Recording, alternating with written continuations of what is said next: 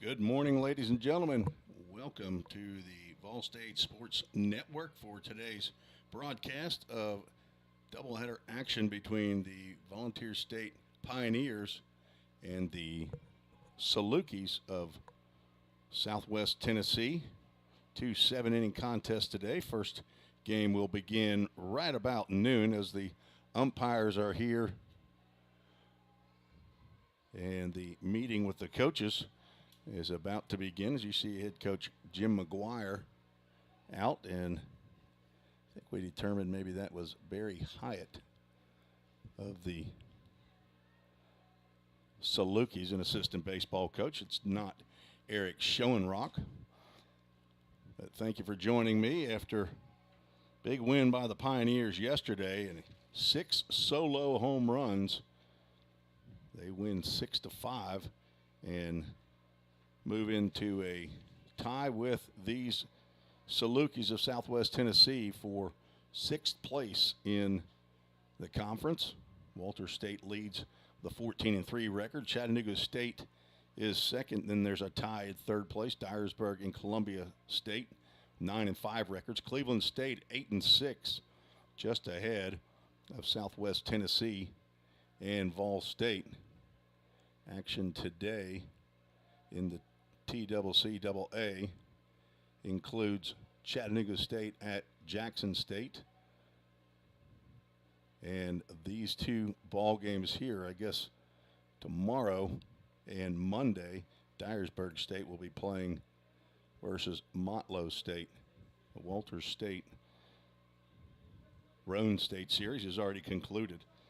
Well, let's get right to our Toyota of Gallatin starting lineups. First for the visiting Pioneers. A few additions, a few changes in the lineup for head coach Jim McGuire. Leading off, playing shortstop, Logan Molnar. Batting second, playing center field, Jake Burris. At first base, Landon Godsey will bat third. Cleanup hitter, Jace Mizell will be in right field. Carter Vrabel at third base, batting fifth. Ethan Huddleston batting sixth and playing second base. Tanner Bumbelow, the left-handed hitting DH today, batting seventh. The 8-hole hitter, Caleb Hawkins, behind the plate, will get in the lineup today in game one of the doubleheader. Jacob Messer, the local boy from Memphis University School, batting ninth and playing left field, and on the mound for the Pioneers for his 10th start of the season, Eli Klotfelter, a right-hander from Ringgold, Georgia, 5'10", 190-pound sophomore. And he will face the Salukis lineup. Comes in with a batting average of just below 333 now. See, I didn't even write that one down. What are they hitting? 331. I thought they lost a couple points. If they're 333 from yesterday, then they will go very similar to what they had yesterday. Tui Cope will play second base and bat first. Anthony Zarlingo, the number 2 hitter, playing left field. Tyler Harrington at third base, batting third. Brady Holloway batting fourth, playing first base. Bryce Turner, the DH, batting fifth. R.H. Franklin in right field, batting sixth. B.J. Banyan in center field, he will bat seventh. Blake Rowe will be inserted at shortstop and bat eighth. And Evan Ash, the 9-hole hitter, behind the plate, pitching for Markel Dixon. We are ready for our national anthem. We'll go wide. The U.S. flag is just out of your view. We will mute for the national anthem.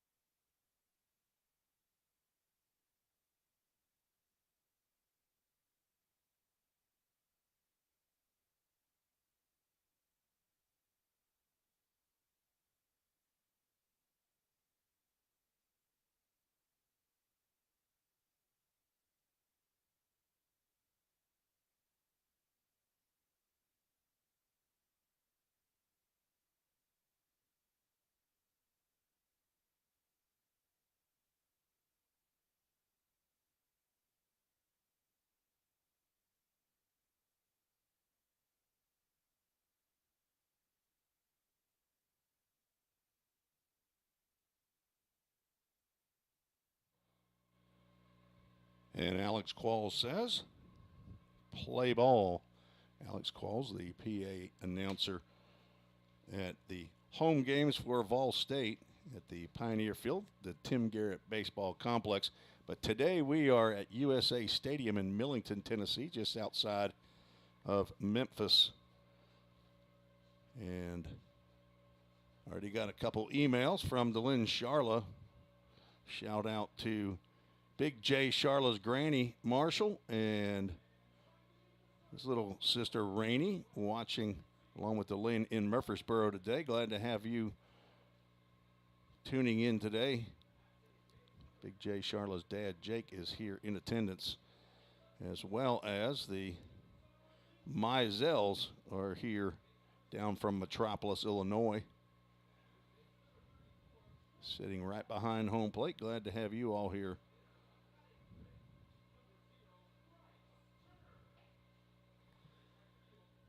Markel Dixon on the mound for Southwest Tennessee. 6'1", 160-pound freshman from St. Louis, Missouri, a right-hander transferred from Southern University. He has had a great redshirt freshman year. 10 appearances, all starts, a 6-1 record, 50 in the third innings, 36 hits, 25 runs, 22 were earned. Has walked 29, but struck out 78. Given up 4 home runs as a 3.93 ERA. He last pitched against Columbia State. It was a 12-9 loss. Dixon got a no decision through 5 1/3 innings in that contest. Gave up 6 hits, 4 runs. They were earned. Walked 4, struck out 7. Second previous start was a loss to Walter State. One of the 2 games at Walter State won 20-10. They were back-to-back games that Walters defeated Southwest Tennessee in with the same score. We are set to begin. Logan Molnar steps in. Getting going a little bit early as we did yesterday. And the first pitch to Molnar misses down low. We are underway at 11:58 Central Time with 56 degrees and cloudy. Not sure we'll see the sun today. Swing and a miss on a fastball.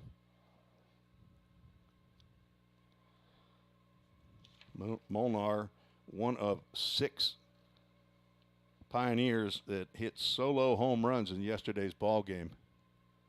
He hit his 3rd of the year. A breaking pitch in there for a called strike.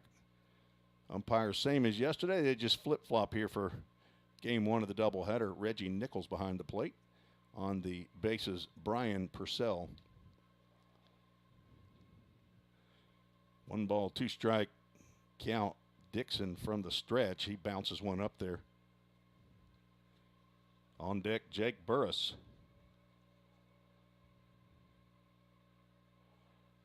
5 of the first 6 batters in the lineup hit home runs yesterday. Jace Mizell, of course, had 2.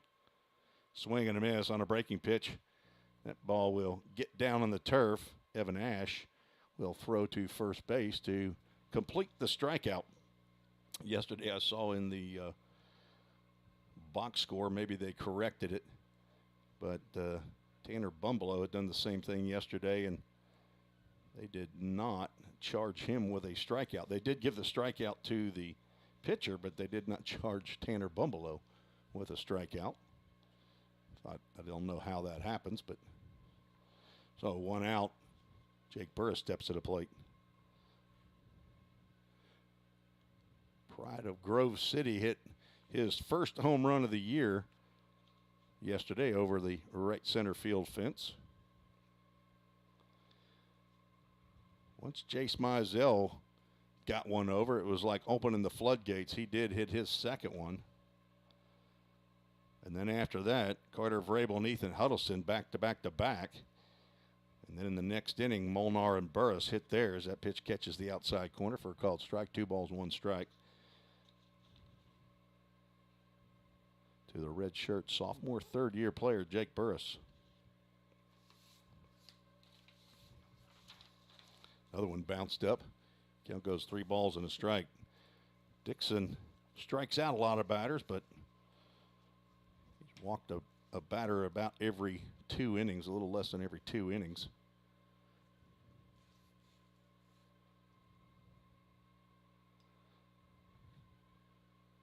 Swing and a miss. Like a slider there. We'll have our first full count Ministries full count. Tallied up the numbers yesterday. 71 out of 146. That's good for 49%. If the batter swings, he'll foul it off. He does not swing, so we don't count that one in that statistic. Jake Burris will be the first base runner of the ball game for Vol State. He draws his 21st walk of the year, now tied with Braden Vineyard for the team lead. Landon Gotze went 0 for 4 yesterday. Looking to get in the hit column for the Pioneers. First pitch misses down low. The recent commitment to Belmont University is also playing the Salukis this weekend, the Southern Illinois University Salukis. It's a ground ball, and there it is. There's his base hit. Get him started for a good 2-game set here. At least the Pioneers hope that he can get hot right now. Runners now first and second. And one of the players of the game yesterday, actually the player of the game, I think, I'd considered Chase Birdwell, who came in and got the save, or even Cade McKee through an excellent game. But Jace Mizell was our right rug flooring player of the game. 2 solo home runs. Tied the game both times he hit it. Breaking pitch just whispered at the corner. Pitch looked like it might have got that white chalk over in the left-handed batter's box. Burris at second. There's a drive out to left field. Back goes Zarlingo, and he is looking up. Sees that go off the wall. Burris will come in to score, and Jace Mizell will slide into second base just for the fun of it.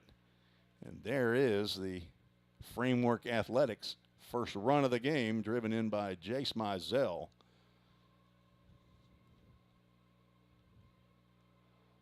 So the first run that scored in this series by the Pioneers that was not via the home run. It is Mizell's 11th double of the year. Ties him with Landon Gotze with the team lead. Breaking pitch to Carter Vrabel, up and in. So the Pioneers get the early lead.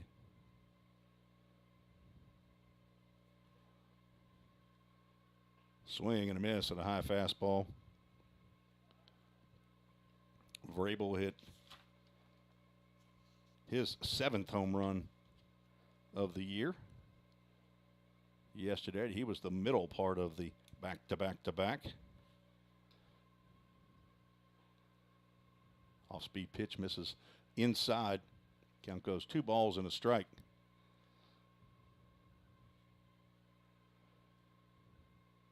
Dixon says he's 6'1". I can't believe he's 160. He looks a little bit thicker than 160. There's a hard shot to the Pioneers dugout. Out of the bullpen. See who is that chasing that one down. Is that John Tomlinson? It is. Left-hander at 11 in Tennessee. Count goes 2 balls and 2 strikes to the Pioneers' third baseman. Nobody, 1 out. Logan Molnar struck out to start the inning. But a walk, a single, and a double. Runners at second and third. That softly hit ground ball. Harrington digs it out and will throw out Vrabel, who would get an RBI on the ground out. Gotze comes in to score on that slow roller down the third base line.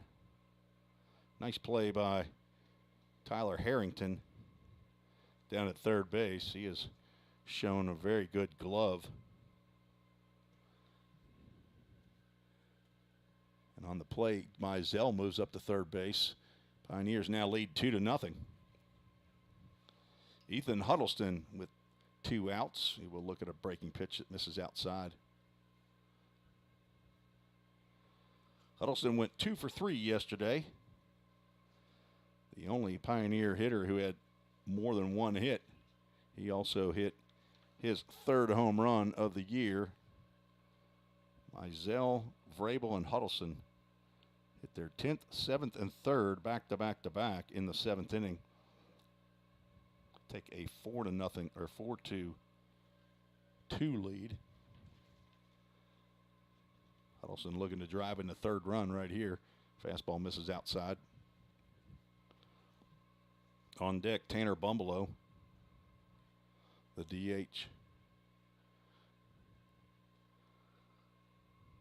Huddleston's folks here. He starts to go, and home plate umpire says he did not hold up. It might have been one as the home plate umpire. You might want to check with the base umpire. Huddleston now with a 2-2 count with 2 outs, and Mizell down at 3rd base. Fouls that one off the screen. That will go out of play. Come near a lady who's walking her dog up to the Southwest Tennessee area of the dugout. Count remains 2 balls and 2 strikes to the Gallatin High School product. Redshirt sophomore, 3rd-year player for Vol State. Bounced up there, and nice stop by Evan Ash. Go to a full count. Ministries full count. Anthony Zarlingo in left. B.J. Banyan in center. R.H. Franklin in right field. Harrington and Rowe on the left side of the infield. Cope and Holloway on the right side. Evan Ash catching Markel Dixon, redshirt freshman. There's ball 4. We'll have a line-to-line runners at the corners. Line-to-line in Game Time Sports Field, owned by Bill Marbett. I think another contact for Coach McGuire, Stephen Dotson over there. They put up netting and padding around the dugouts and bullpens, and also put a good load of dirt on the infield. Did not get that second out up there. I apologize. We have 2 outs and 2 runners on. Tanner Bumbleau steps to the plate. Swings at the first pitch. He sees, fouls it off. Bumbleau was the Jersey Mike's first sub of the game. In yesterday's game, he struck out and flew out. Starts to go on that pitch, but it is down in the zone. Tanner from Overton High School, transfer from Cleveland State, a 2-way player, has gotten 1 inning on the mound after hopefully fully recovering from an arm injury. And Ethan Huddleston is picked off at second base. He's going to try to stay in, and he will do it. Good job by Ethan Huddleston. He's going to be tugged out by Tui Cope, but basically a double steal. Jace Mizell steals home. Another run on the board for the Pioneers. So not exactly how he drew it up, but Ethan Huddleston will be caught stealing, and Jace Mizell will score the 3rd run of the ballgame. After a 1/2 inning, the Pioneers lead 3-0. You're listening to the Vol State Sports Network on YouTube and Twitter.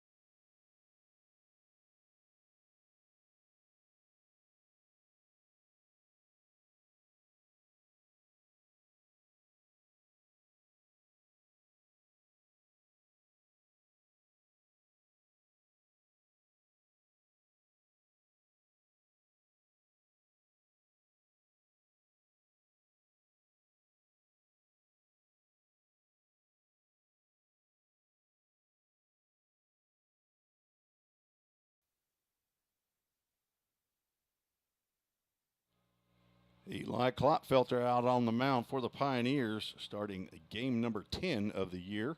A 4-1 record. Pitched 39 innings, given up 42 hits, 29 runs, 18 were earned. Has walked 24, struck out 44 batters, given up 2 home runs, has hit 12 batters.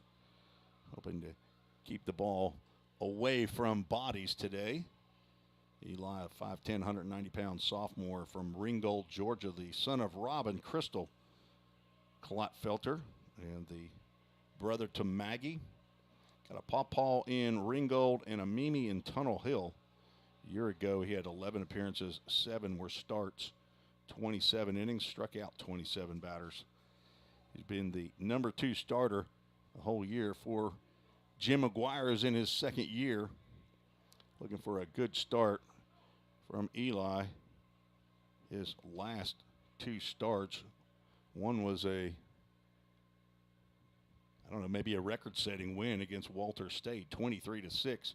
He went 4 1/3 innings in that one. He got a no decision against Dyersburg. First pitch swinging is Tui Cope. He fouls one off the screen. And then that one caroms over the head of those that are standing in the Pioneer dugout. Pitching coach Braden Kale down there had to get out of that one, out of the way of that one. There's a hard ground ball to Ethan Huddleston. He makes the grab and throws over to Godsey for the first out. Ethan Huddleston had a fantastic day yesterday in the field. Like I mentioned, I had 3 stars in my book. One was a double play and 2 ground outs that he had made up the middle backhand and throwing on the run as he's going away from first base. Anthony Zarlingo steps in from the left side, switch hitter. Went 2 for 3 in yesterday's game, now hitting .355. Left fielder for Southwest Tennessee. From Olive Branch, Mississippi, he's close to home. 5'11", 155-pound sophomore. There's a breaking pitch. It'll catch that outside corner. Called strike. On deck, Tyler Harrington.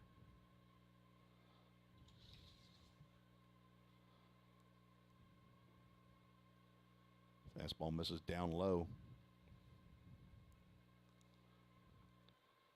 Jacob Messer in left, Jake Burris in center, and Jace Mizell, the 3 J's out in the outfield.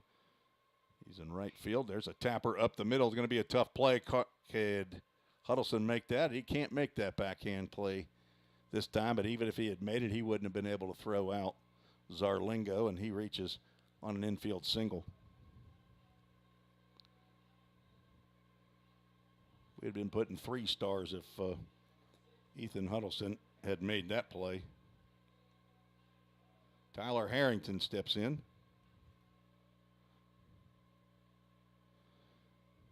He had a 3-run home run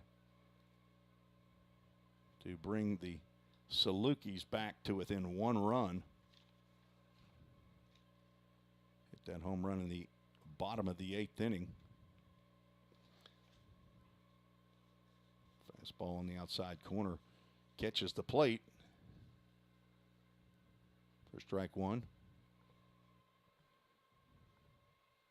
Harrington, a transfer from the University of Memphis. Hometown Lakeland, Tennessee. Went to Briarcrest Christian. Pitch gets down. Throw to second base. We'll get Rowe on the caught stealing. Not sure what happened on that pitch there, but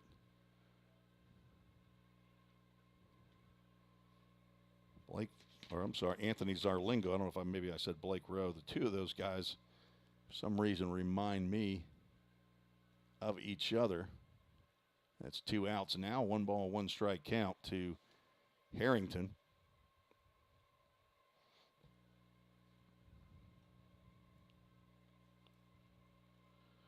Zarlingo had a stolen base yesterday, but also was caught stealing. 2-1 pitch, swung on and missed.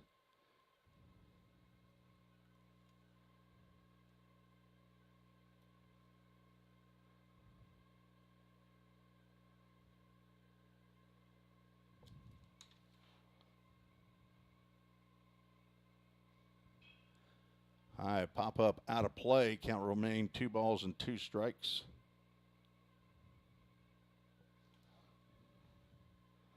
Harrington hitting .411 for the year. That leads the starters for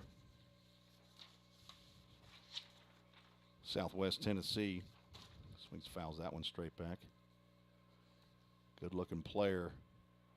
Third baseman, 3-hole hitter is Tyler Harrington.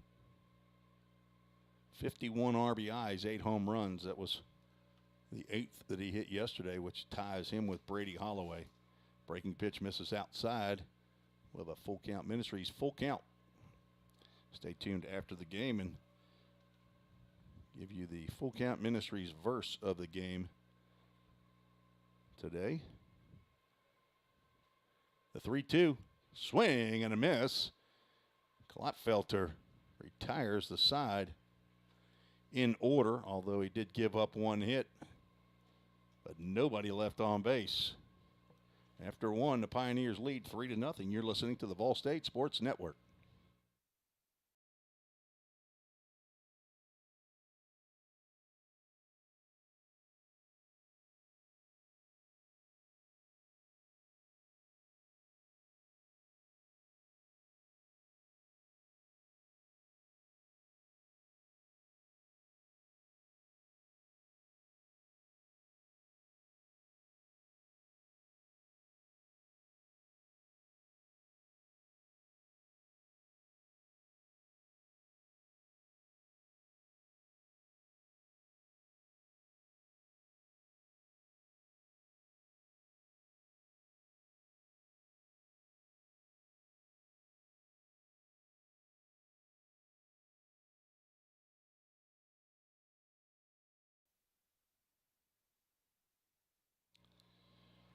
I'd like to thank Framework Athletics for their support of Volunteer State Athletics.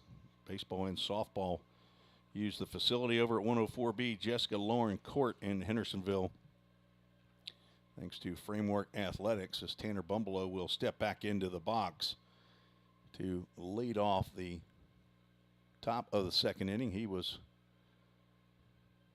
batting when Ethan Huddleston was picked off. Pitch catches the outside corner for strike 1. Huddleston was picked off, but stayed in a rundown long enough for Jace Mizell to come in to score the 3rd run. That pitch is over the glove, the outstretched glove of Evan Ash, the catcher. Good news was it did not hit our home plate umpire, Reggie Nichols, who was able to get out of the way of that one. 2 balls and 1 strike to Tanner Bumbleau. The pitch goes down in the turf. You weren't with us yesterday. It's all synthetic turf field here at USA Stadium in Millington, Tennessee. There's no dirt to be found, no grass. There, ball 4 to Bumbleau.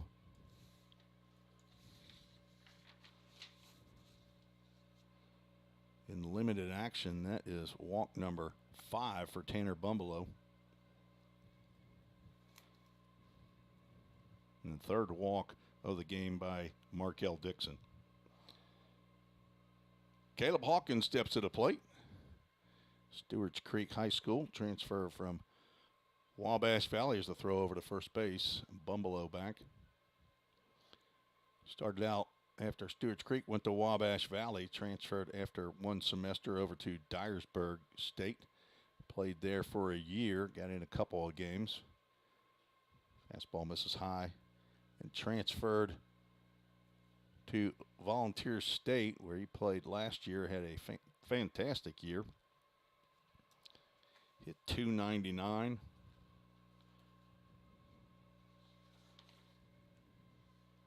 Swing and a miss on that pitch. Count goes 1 ball, 1 strike. Hawkins was the #1 catcher a year ago. He had 35 games, 32 hits, 6 home runs, 26 RBIs. He swings at that breaking pitch and misses. But he has had a slow start and is now behind Braden Vineyard. But Caleb Hawkins has come on strong. He went 1 for 2 at his second home run against the Cumberland JV. Swings and misses at a bad pitch there. Throw down to first base. Bum below his back. So Hawkins down on strikes for out number 1 here in the second inning. Second strikeout for Dixon. Now has 80 on the year.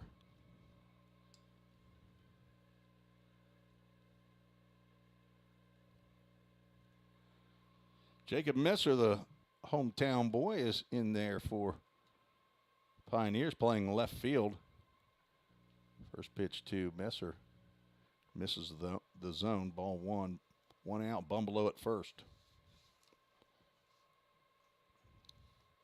Swing and a miss at a high fastball. Messer, also a third-year player. Redshirt sophomore, 6 foot, 205 pounds.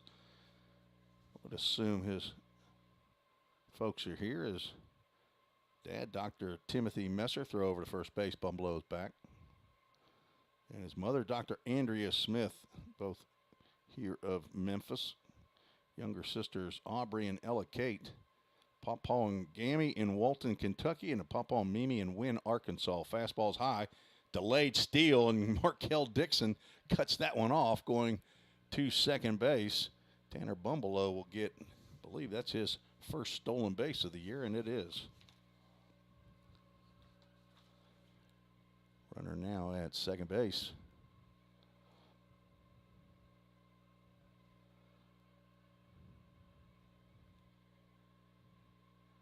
Messer looks at a called strike. Count now 2 balls and 2 strikes, 1 out.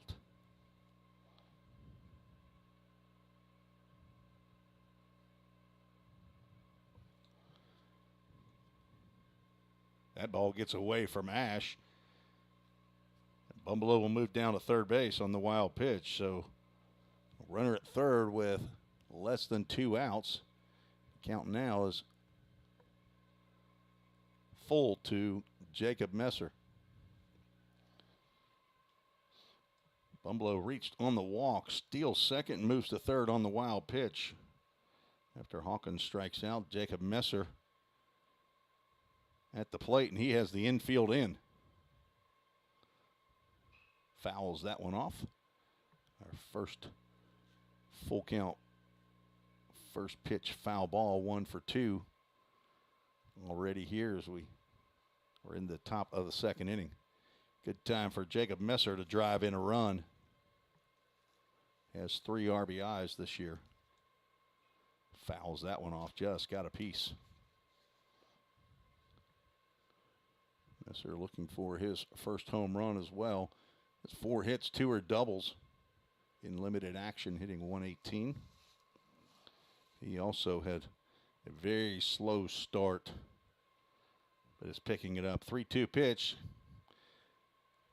Hanging in there with his third straight foul ball. Umpire Reggie Nichols behind the plate says, I need some more baseballs, folks. 3-0 Pioneers lead here early. Game 1 of the doubleheader. 3-2 pitch.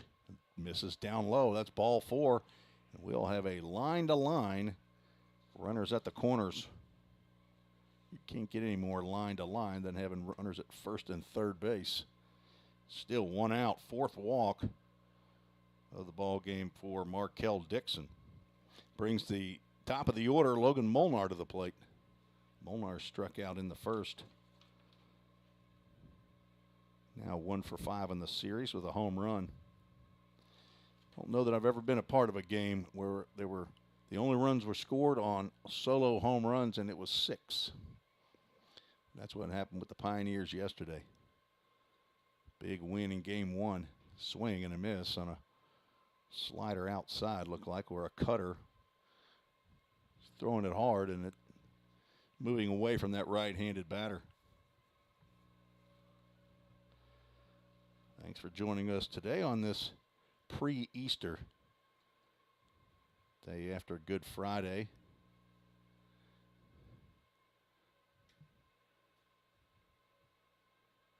celebrate the greatest day in history of the world tomorrow. Swing and a foul ball at the plate. Molnar just does not look comfortable in there against Markel Dixon for some reason. A couple awkward swings. Logan Molnar, a true freshman for Vol State from Independence High School, Thompson Station, Tennessee, just south of Nashville in Williamson County. Did not start to begin the year, got in there and has used his playing time to great advantage. Comes in hitting .358. Second behind Landon Godsey at .360 for the club lead. Throw over to first base. It's back in time. Dixon thought he might get another pickoff. 1 ball, 2 strike count. Not sure that Messer would be going here, but another swing at a ball in the dirt. It gets by Ash, and Molnar will reach first base on the wild pitch. And Bumbleau will come in to score the 4th run of the ball game. Well, that's right. Molnar's out because first base was occupied. He ran down there. That is the 3rd strikeout and 2nd out. So Bumbleau scores on the wild pitch. Now Jake Burris, who walked in the first inning and scored, steps to the plate. Almost another wild pitch there by Dixon. Ash stuck that glove out there, was able to keep it close by. So no hits in the inning. 2 walks, 2 strikeouts, but 1 run has come across for Vol State, who leads 4-0. Burris looks at that pitch that goes down in the dirt. Evan Ash has got to be a little bit frustrated. Balls are going everywhere out of the hand of Markel Dixon. Not sure how hard the young man throws, but I'm sure it's upper 80s, maybe even low 90s, but struggling to find the dish. That pitch comes about chin high to Jake Burris.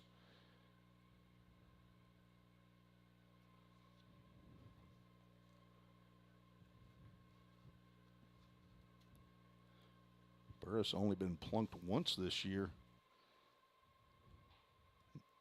Called strike on a pitch that winked to the outside corner. Hello to Sherry Burris, Dave Holbrook, listening back in Grove City, and Jake's grandparents, the McDaniels. He lifts one up to right field. That's going toward the line. R.H. Franklin makes the catch in foul territory for the 3rd out. Pioneers score 1 run on no hits, no errors. As I said, 2 walks and stolen base and a couple wild pitches brought Tanner Bumbleau in. And 2 runners left on base. Sorry, only 1 runner left on base. After 1.5, Pioneers lead 4-0. You're listening to the Vol State Sports Network.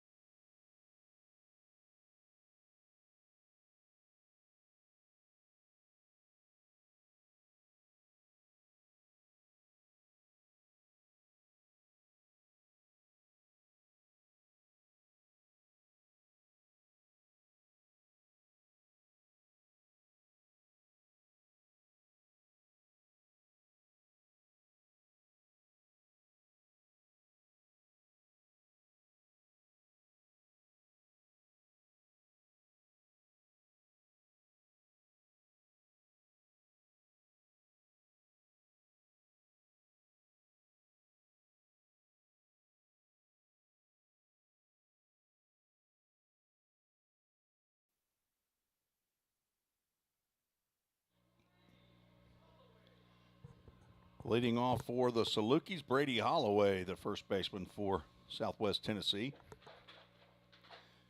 followed by Bryce Turner and R.H. Franklin. Facing Eli Klotfelter, the sophomore right-hander for Vol State. Faced only 3 batters in the first inning.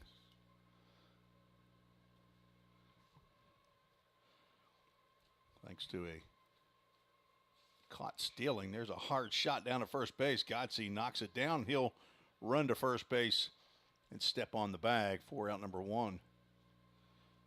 Holloway hit that ball hard.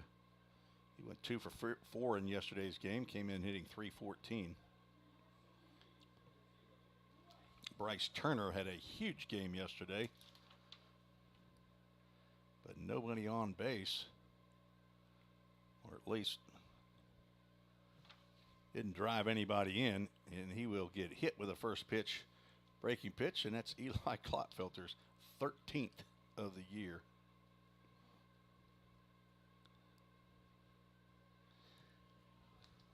Maybe he's just not comfortable till he plunks somebody.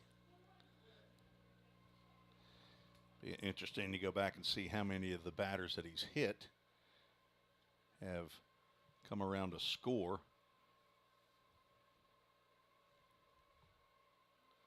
Has also walked 24 batters. A shot out to left center field. Jacob Messer dives just at the last minute. Cannot bring that one in. Backing up is Jake Burris. Gets the ball back in quickly. There's the second hit for Southwest Tennessee. R.H. Franklin, who went 0 for 4 with 3 Ks yesterday, gets his first hit of the series. So 1 out, 2 on, and B.J. Banyan came in hitting over 400 in yesterday's contest. Went 0 for 3, now hitting .393. Transfer from Memphis, University of Memphis. Breaking pitch, misses inside. Sure, Klotfelter a little concerned about that breaking pitch to throw inside after hitting Bryce Turner.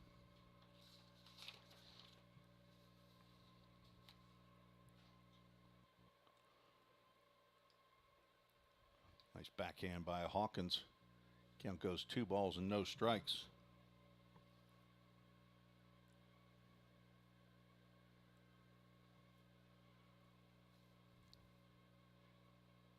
Banyan in 2022 played in the Prospect League for the Danville franchise. And in 2021 played for the Hoptown Hoppers. Just a breaking pitch. Catches the inside corner. Eli Klotfelter looking for that ground ball to the middle infield, or maybe right at Carter Vrabel to get a do-dat double play started.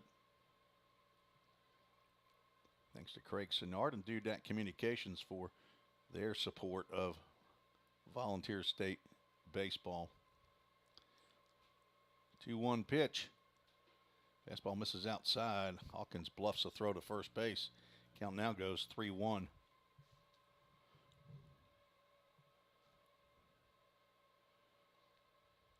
Banyan did draw a walk in yesterday's game, as 16 walks and only 15 strikeouts. Anytime you can have more walks and strikeouts, you're doing well. There's a hard ground ball to Vrabel. It gets by him into left field. Messer comes up quickly and gets the ball back in.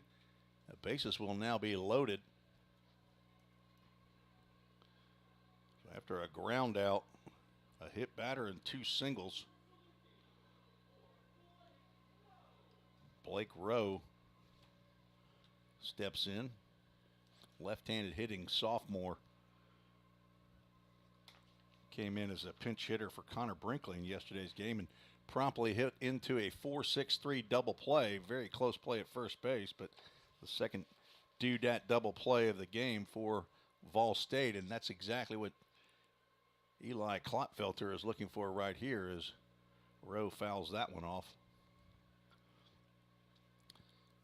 Middle Tennessee product from Franklin, Tennessee. Finished at Battleground Academy, did Blake Rowe. Bryce Turner at third, R.H. Franklin at second, and B.J. Banyan at first.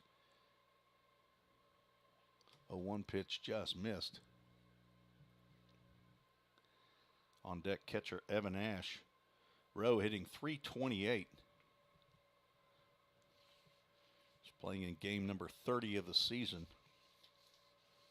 Played 56 games. He gets a base hit out to left field, drops right in front of Messer.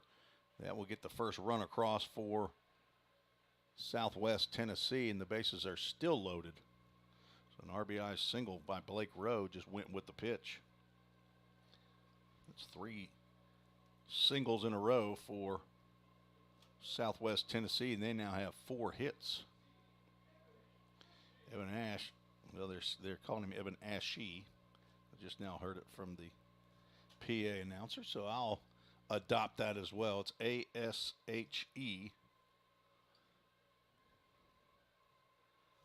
Evan Ashee from Ontario, Canada. Lines that one out of play to the right. Just over the grandstands. Big grandstands down the first base / right field line, and big grandstands on the opposite side of the field as well. And most people are, as a matter of fact, everybody is sitting right behind home plate. There's a ground ball, could be 2, but Logan Molnar reaches, dives, throws that ball away into right field. Be a single. Ashee trying to go to third base, and he will be cut down on the throw by Jace Mizell, but 3 runs will score on the infield single. And the error by Molnar allows a couple more runs to come in. Get my book cleared up here. Ball game is tied, and top of the order, Tui Cope at the plate. He taps one toward first base. Godsey will glove and flip to Klotfelter, who steps on the base for, that would be the 3rd out. Didn't register the other out, so a 3-1 put out. A lot happening right there, the last 2 at-bats. But we've got a tie ball game in an unusual fashion after 2. You're listening to the Vol State Sports Network.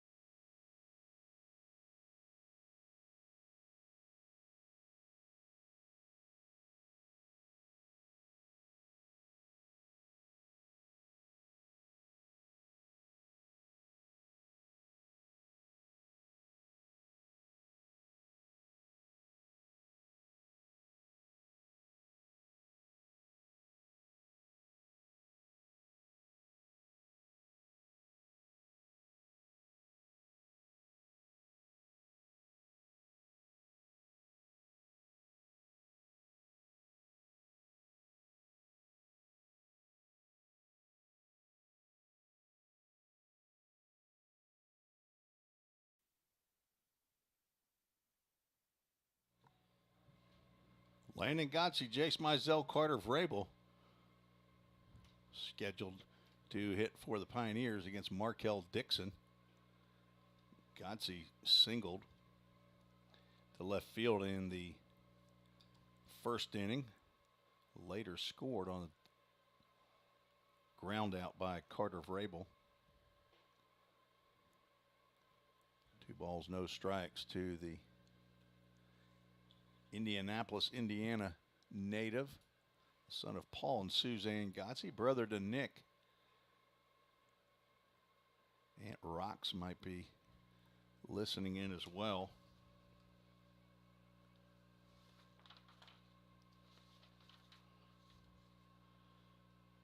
Along with Grandma and Grandpa in Terre Haute and Mamaw in Newcastle, Indiana. Pitch goes down low. 3 balls and a strike. Godsey, a true sophomore, played in 17 games a year ago. He was, that time, the number 2 catcher for the Pioneers. Only had 41 at-bats. Ended up hitting .366, had 2 home runs and 11 RBIs, along with 4 doubles. Having a great year this year, and we have a full count Ministries full count.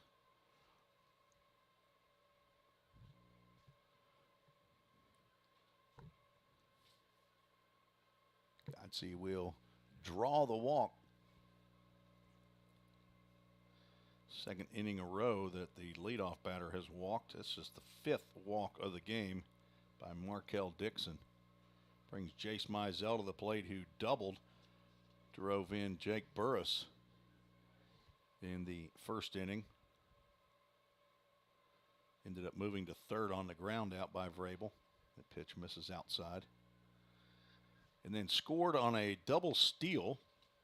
Don't believe it was intended to be a double steal, but it was a straight steal by Ethan Huddleston, or actually just, well, he was stealing. Throw went to first base. Got in a rundown. That ball popped out of play. Count goes 1 ball, 1 strike. Huddleston picked off at first base. While getting in a rundown, Jace Mizell decides, I'll just go ahead and steal home.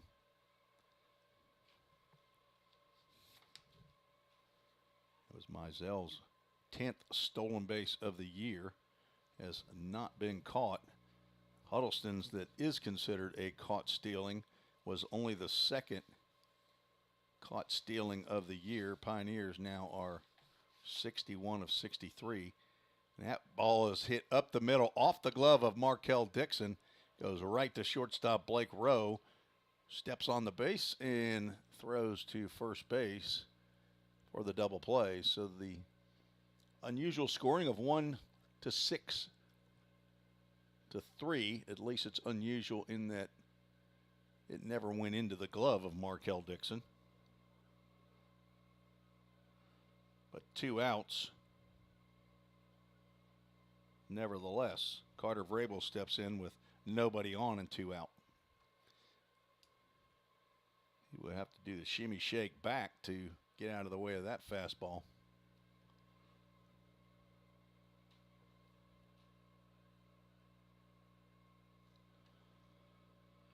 Vrabel grounded out to third base, drove in a run. Now looking at a 2-0 count. Comes in hitting .241. 7 home runs, 23 RBIs. Walked 16 times. Swings and misses at that 2-0 offering from Markel Dixon. Didn't look like really the pitch that you'd think would be coming in there for a 2-0 count. 3:15 down the lines. He reaches out and touches that one and will drop one right in front of Anthony Zarlingo for a 2-out single. Only the 3rd hit of the ball game for Vol State. Ethan Huddleston will step to the plate with 2 out and 1 on. He walked in the first.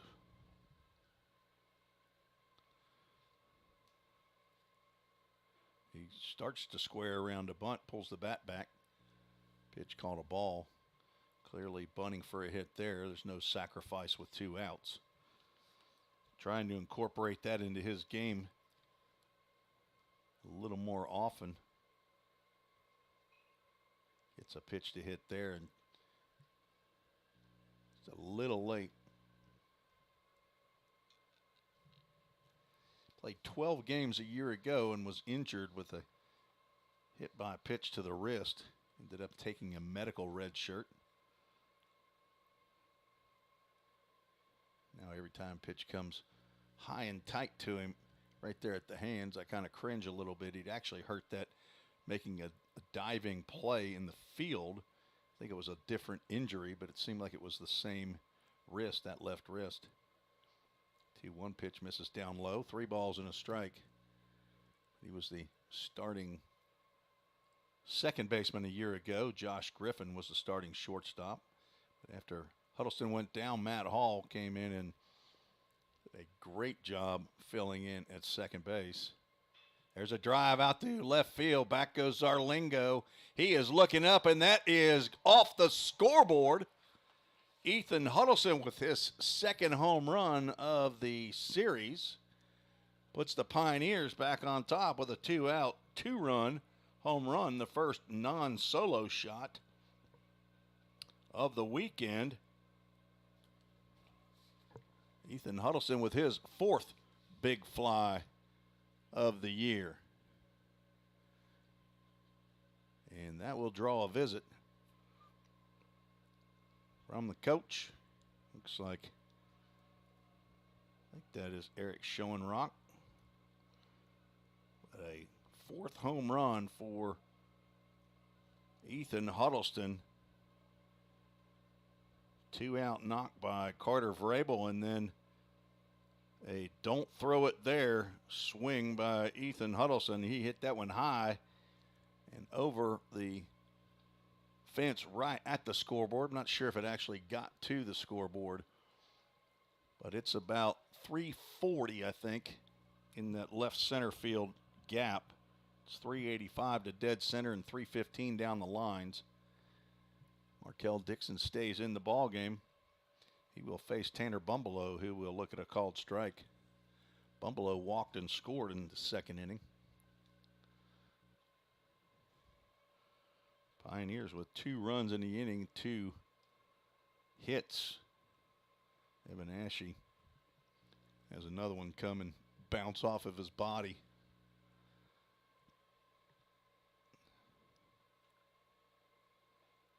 Bumbleau started to go, holds up, and pitch called a ball. 2 balls and 1 strike.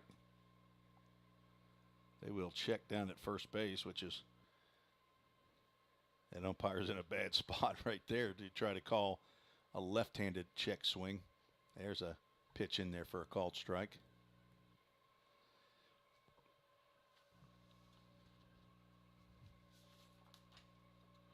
Bumbleau 6'1", 195-pound redshirt freshman.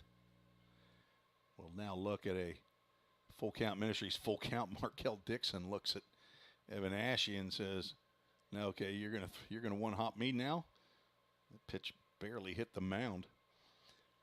Bumbleau from Nashville, Tennessee, the son of Darrell Bumbleau in Nashville and Ann Bumbleau in Smyrna, Tennessee, looks at a full count pitch and he fouls it off, just as about 50% of college players do.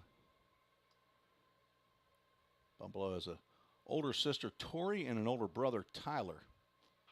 There's a hot shot, another one foul. John Ripel coaching at first base. We'll watch that one go by off the carom on the brick wall.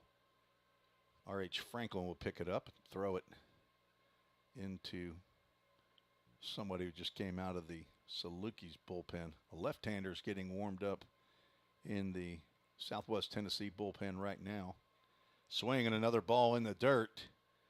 Throw down to first base to retire Bumbleau.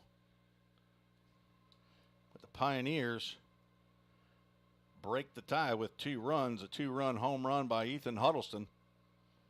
2 hits, no errors, nobody left on base.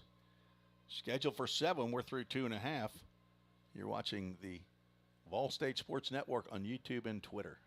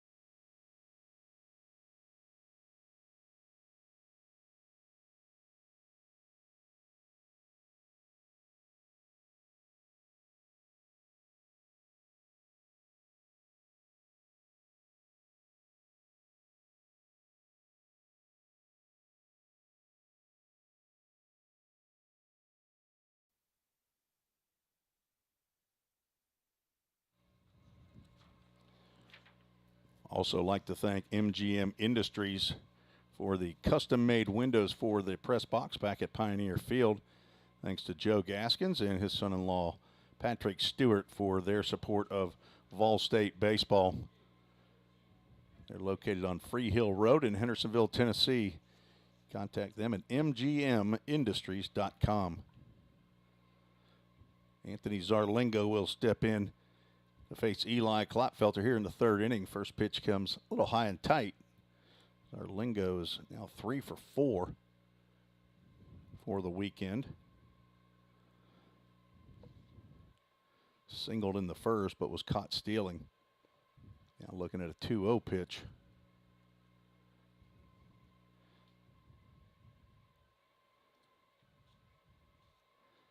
That infield single up the middle. Klopfelter coming out after getting the lead.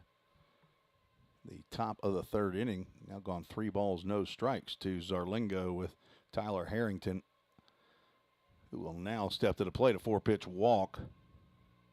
First walk of the game by Klopfelter.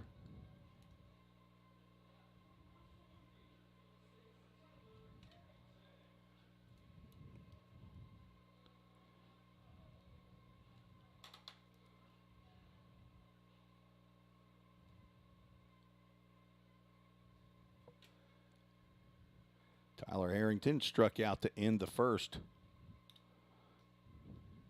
Salukis have 5 hits. There's a drive out to center field. Back goes Burris. And that ball will travel out of here to right center field. Tyler Harrington ties this ball game up with a 2-run home run of his own. He had a 3-run shot yesterday. That is number 9 of the season for Tyler Harrington. Now has 53 RBIs. So just like that, Salukis pull back into this one.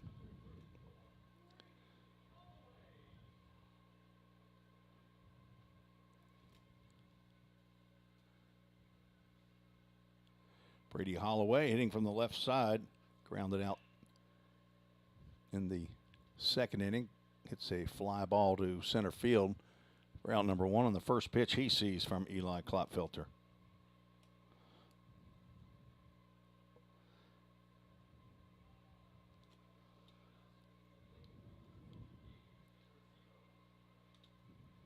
Bryce Turner now up for Southwest Tennessee. 1 out. First pitch that Turner sees in there for a called strike. Looks like Noah Eatman is up for the Pioneers in the bullpen. Breaking pitch catches the outside corner. Klopfelter ahead. He hit Turner with one of those breaking pitches. Last time, Turner ended up scoring on a ground out. I'm sorry, on a single by Blake Rowe. And he gets his own single into right field there.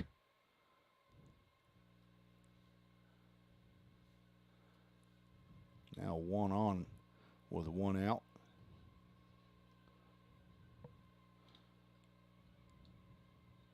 Seven hits, and out of the dugout will come head coach Jim McGuire. That typically means the end of the day for the pitcher. And Eli Klopfelter will come out after 2 1/3 innings. So we'll have a Summit Concrete call to the bullpen. We'll tell you about Noah Eatman when we return on the Vol State Sports Network.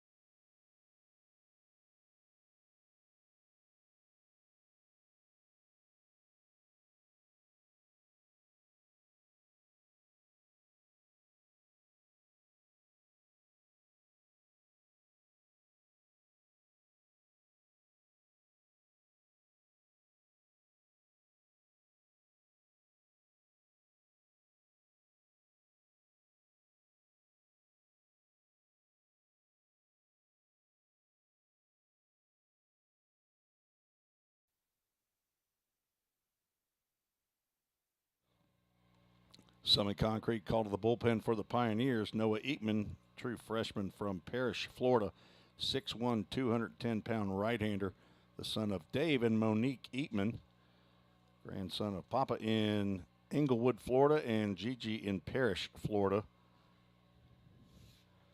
Eatman is on for his 10th appearance of the year.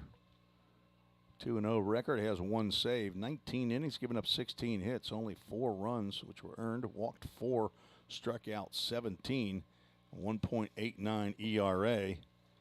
And he is looking to keep this game tied as 1 on and 1 out. Will face left-handed hitting R.H. Franklin, who singled into left field in the 4-run second inning.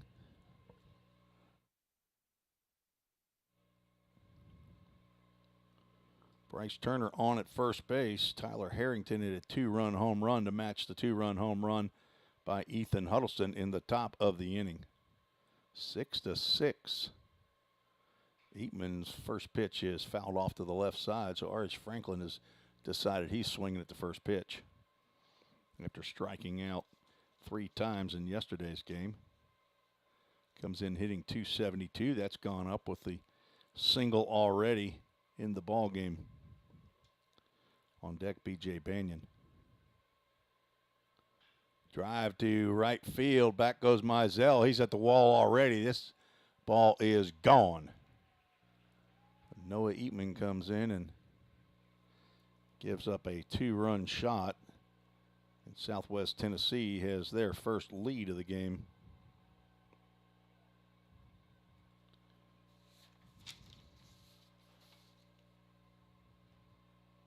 That is Franklin's 6th home run of the year.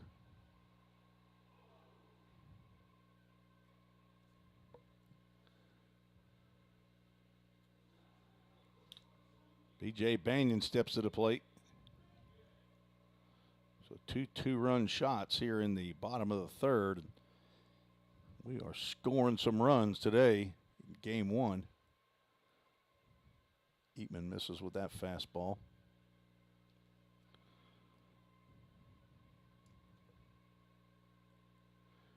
Banyan singled and scored in the second as well. Off-speed pitch grounded to third base. Vrabel up with it and over to Godsey for out number 2.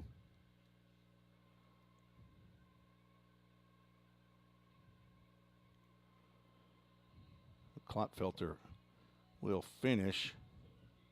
7 hits, 2 1/3 innings, 7 runs, 5 of which I believe were earned. Did walk a batter, struck out 1 batter, gave up 1 home run, and hit 1 batter. Blake Rose steps in. He drives 1 out to right field. Jace Mizell is playing deep. Will make the catch for out number 3. But the Salukis take the lead with 4 runs on 3 hits, 2 big flies. No errors, nobody left on base. After 3, 8-6, Southwest Tennessee leads.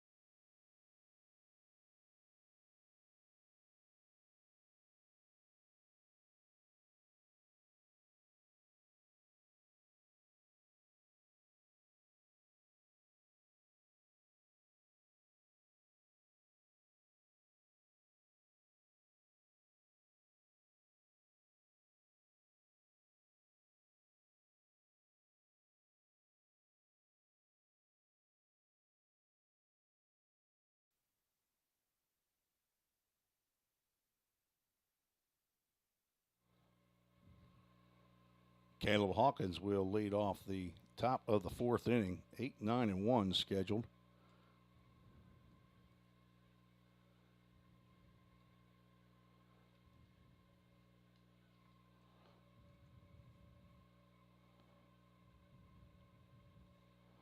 He struck out in the second inning. Now looking at a 2-0 count. Swung at several bad pitches in that at bat. Looks like he's being a little more judicious with what he swings at. Markel Dixon still out on the mound. Now thrown 3 balls to begin the fourth inning. Struck out the first batter of the game, but walked the leadoff batters in innings 2 and 3, and he's 1 pitch away from doing it again here in the fourth inning. And he does. Ball 4. Caleb Hawkins will reach. That is a 6th walk, and that looks like that may be the end of the ball game. That is Eric Schoenrock, who's walking out. So the other coach must have been a pitching coach. So we'll have a pitching change for Southwest Tennessee. We'll tell you about the new pitcher when we return on the Vol State Sports Network.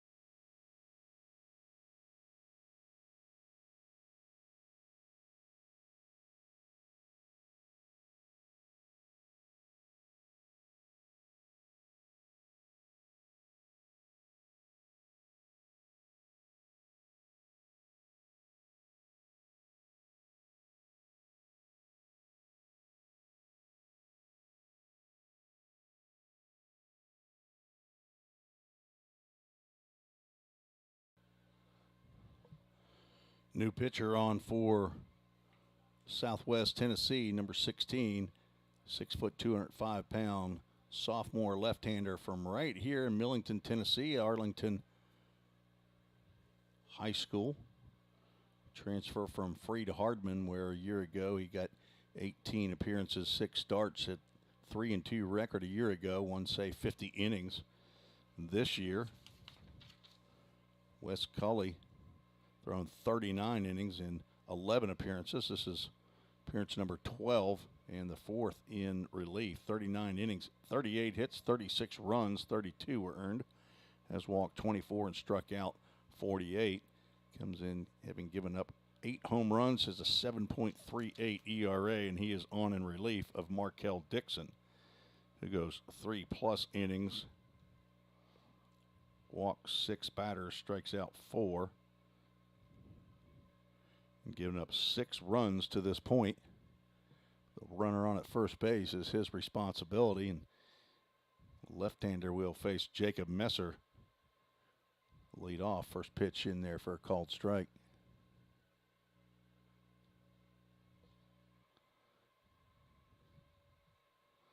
Messer walked in the second inning, was stranded at first. Another strike called. He's down in the count. No balls, 2 strikes. Wonder if these guys faced each other in high school.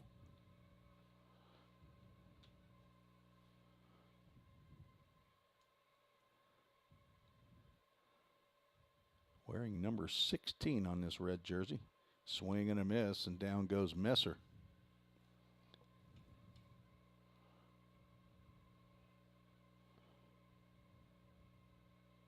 Logan Molnar, who struck out twice, steps to the plate.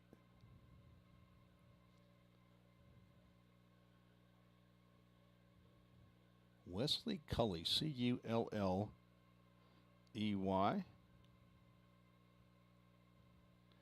Shows number 18 on their roster that you print off their website. Molnar has to step away from that fastball.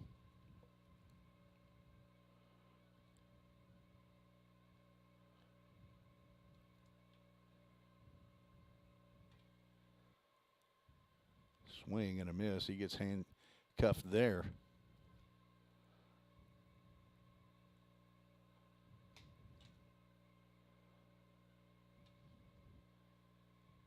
Six, 14 runs already in the ball game. Hawkins, not a big lead over there at first base. Several looks, though, by Cully as that pitch misses outside.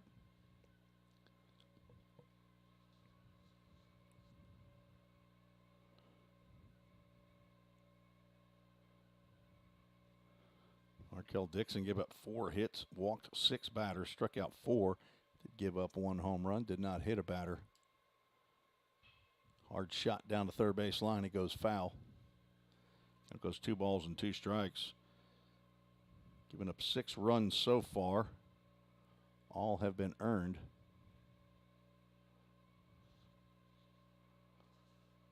As I said, he's responsible for Hawkins at first base.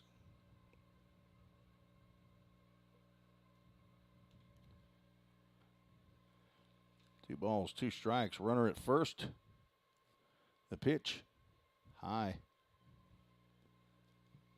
Full count Ministries, full count, 2 for 3 on full count first pitch foul balls. Creeping ever so closely up to the 50% mark for the year. See if Hawkins is off. He is not. Drive out to left center field. Back goes Zarlingo, and Banyan will make a diving catch. A great play, and Hawkins will scamper back to first base. What a diving play by B.J. Banyan for out number 2. Put a star by that one.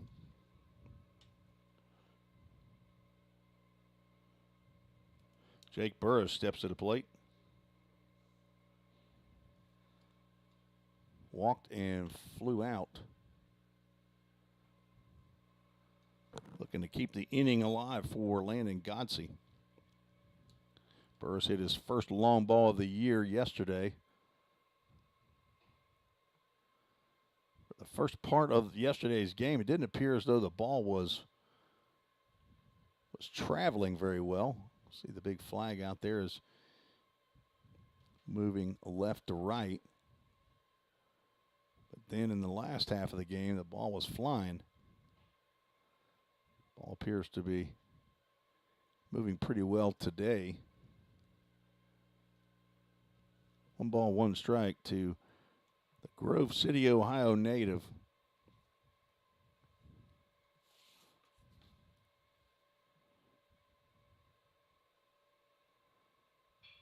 Hard ground ball to short. Row will go the short way over to Cope.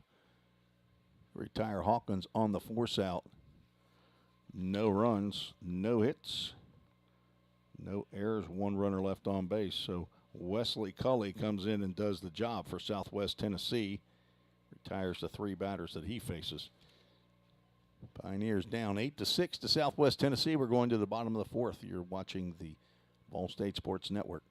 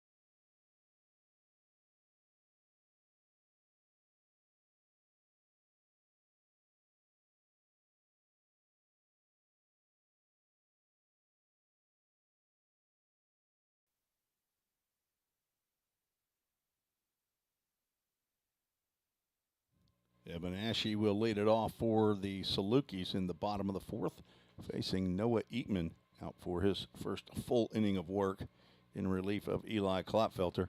Breaking pitch. Ashe could not hold up.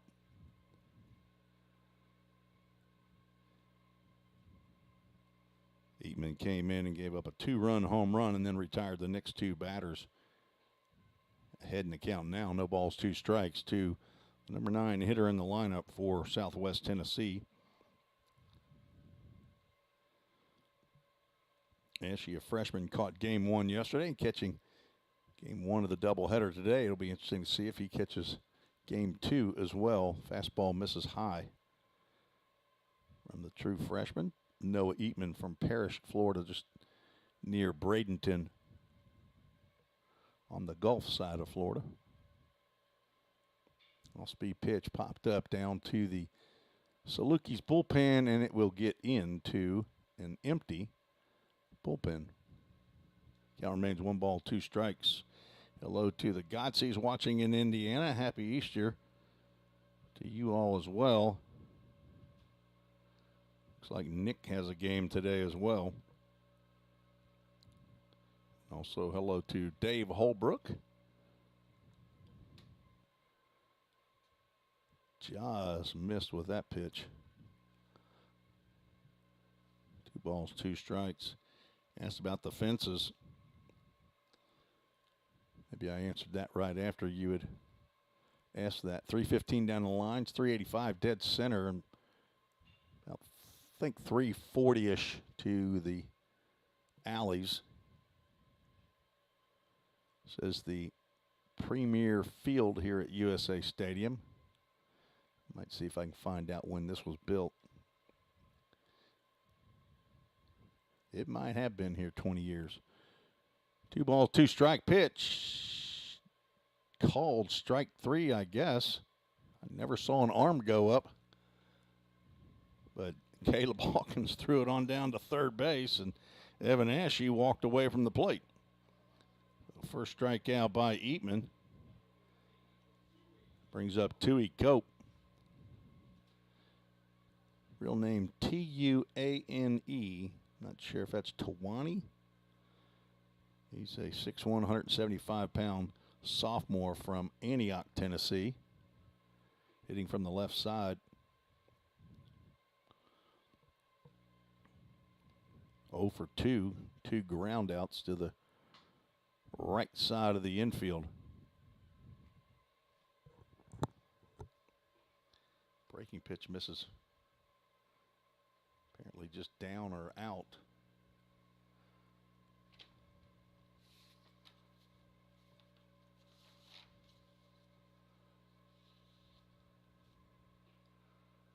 There's a called strike.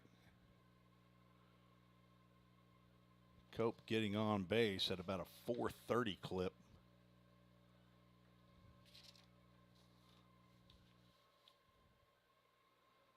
He's 1 pitch away from getting on via the walk. The count goes 3 balls and a strike.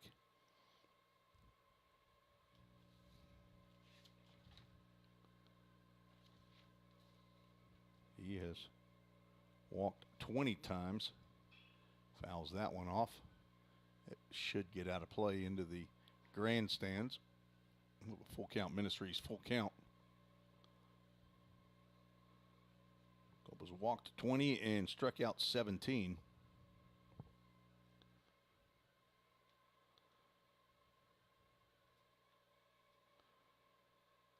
Eatman delivers the full count pitch, and it is fouled off.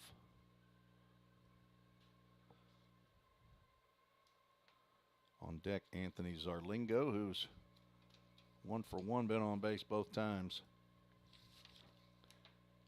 Zarlingo's only been retired at the plate 1 time. Another foul ball down to the Pioneers bullpen and over. Caleb Pickett must be the sergeant at arms in the bullpen. I see him walking around patrolling. Huge bullpen areas, big walkway, concrete area walkway up to the artificial turfed bullpen areas.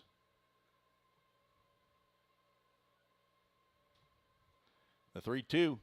Another foul ball. It's 3 straight off the bat of Tui Cope. He also played at John Overton High School, so he and Tanner Bumbelow would have been teammates at the school made famous by Mookie Betts. 3-2 pitch. We'll do it all over again. Left-handed batters fouling a lot of balls off to the Vol State side. Let's see. I think it might be John Tomlinson getting his exercise, or is that Colin Athey? High chopper. Eatman cannot glove it. That'll be an infield single for Tui Cope.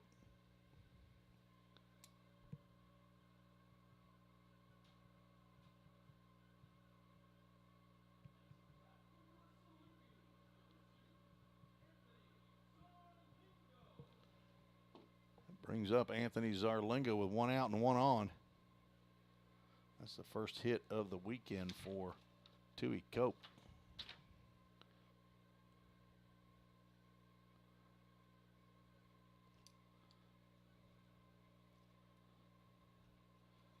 The 9th hit for the Salukis. Fastball misses outside.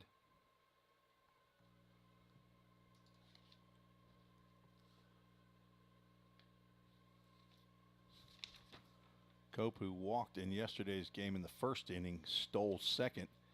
And that was stolen base 25 on the season, which leads the Salukis. Throw over to first base, not in time. Eatman has picked off 1 runner, as I recall, this year. There's not a stat that shows up in the online stats. I'd have to keep track of that on my own. And another throw over to first base just as I switch the camera. It's a repeat of the previous throw over. Nice setup here in the press box. A little warm, but I'll take warm over cold. My wife tells me my heater's not working at the house. He's got him picked off. Cope run down and tug out by Logan Molnar. So a 1 to 3 to 6 pickoff. Clears the bases.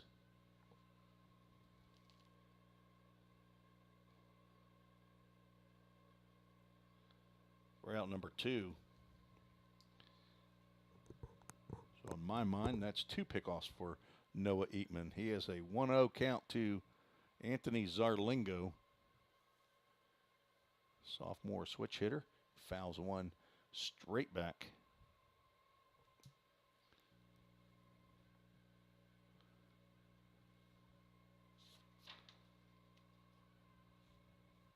Thank you to Summit Concrete, owned by Chuck Akers in Murfreesboro, Tennessee, for remodeling the bullpens back at Pioneer Field a couple years ago.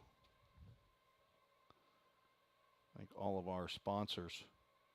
Summit Concrete, TN.com, Summit with 1 T.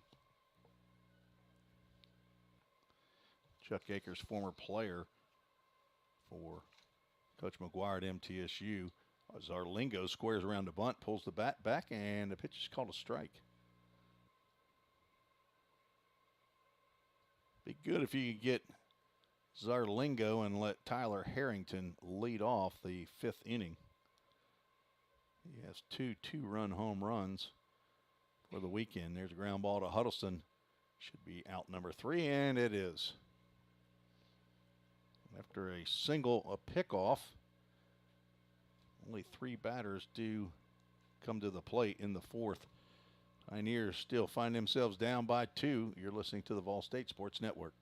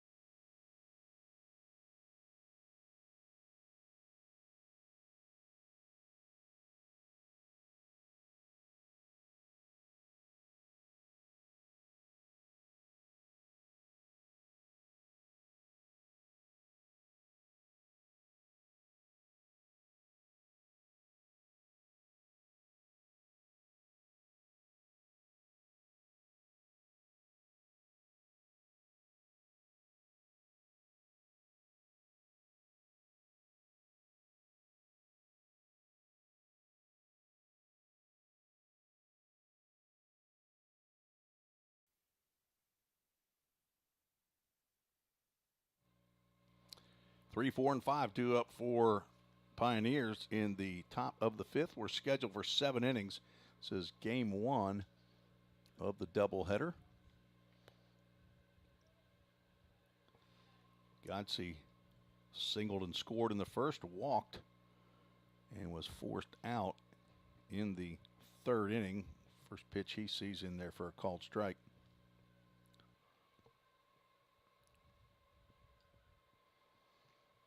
Heading to Belmont University, my alma mater. Check swing fouled out of play. Now down in the count 0-2. Recruited by associate head coach Aaron Smith. Head coach, friend of mine, Dave Jarvis, been there since 1997.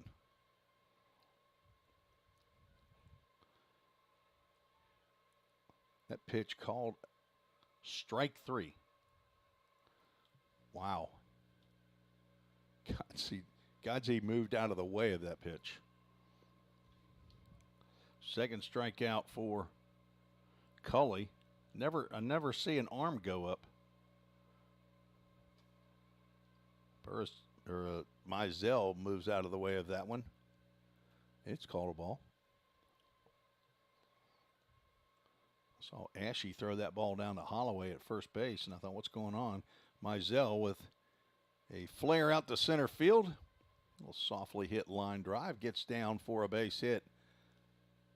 1 out and 1 on, and Jace Mizell is 2 for 3.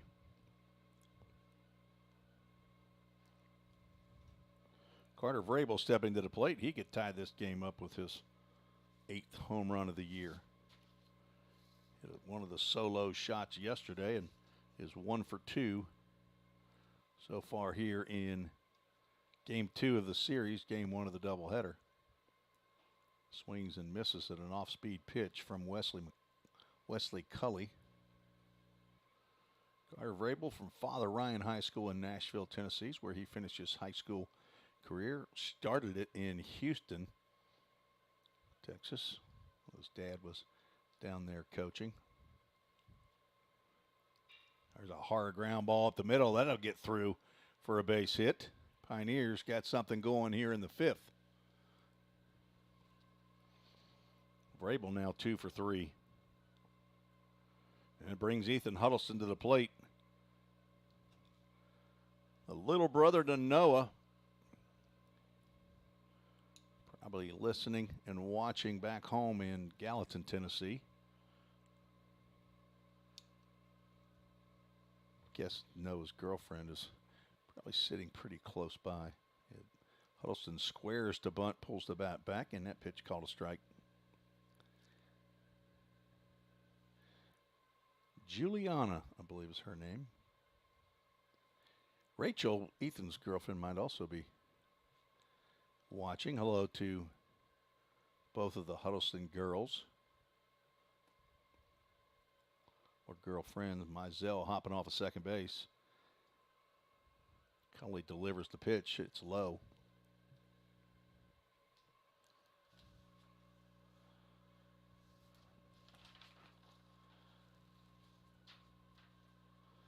Huddleston, a 5'11", 190-pound redshirt sophomore. Son of Shannon and Dan Zettel. Pap and Mamaw and Gallatin. He swings and fouls that one off. And Meemaw, his grandpa in Gallatin as well.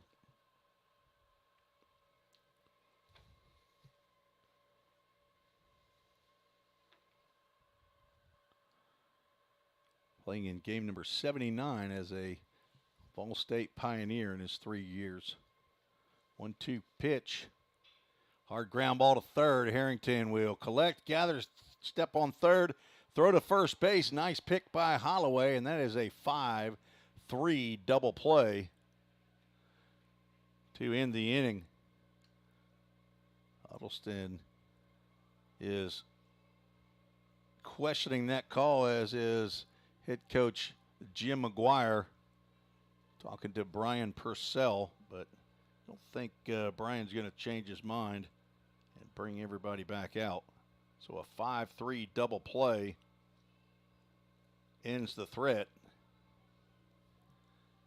Pioneers trail 8-6. You're listening to the Vol State Sports Network.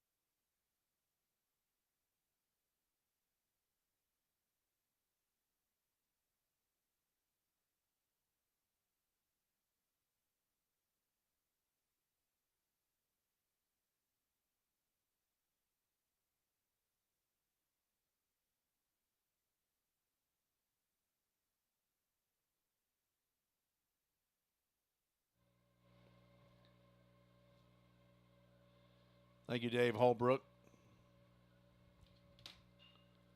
Line drive out to right field. Jace Mizell will make the catch for out number 3. Broadcast error once again. Dave, I'm going to have to give you my cell phone number, and you just text me every time. You know, I'm good for one good vapor lock during a game. I'll recap that inning. You saw it, but you didn't hear it. Not sure how much you didn't hear. Tyler Harrington led off with a single and went to second base on an error by Jace Mizell. Brady Holloway flew out to Jacob Messer in left field. Bryce Turner flew out to center field. And on the play, Tyler Harrington moved up to third. And R.H. Franklin with a double into left center field drove in Tyler Harrington with the 9th run of the game.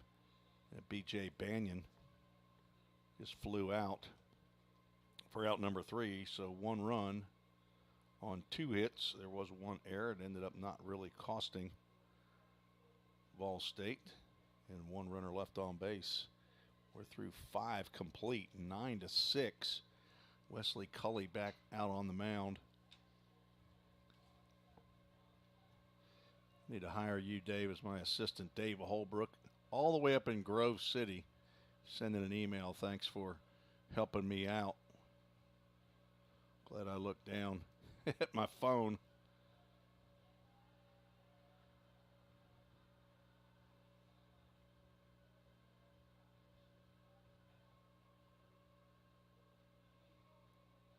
Tanner Bumbelow scheduled for the Pioneers here in the 6th inning to face left-hander Wesley Cully.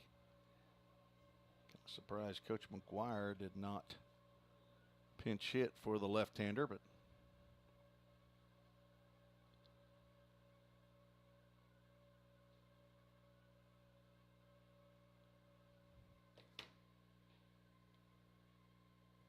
doesn't go match up here. Going on a hunch.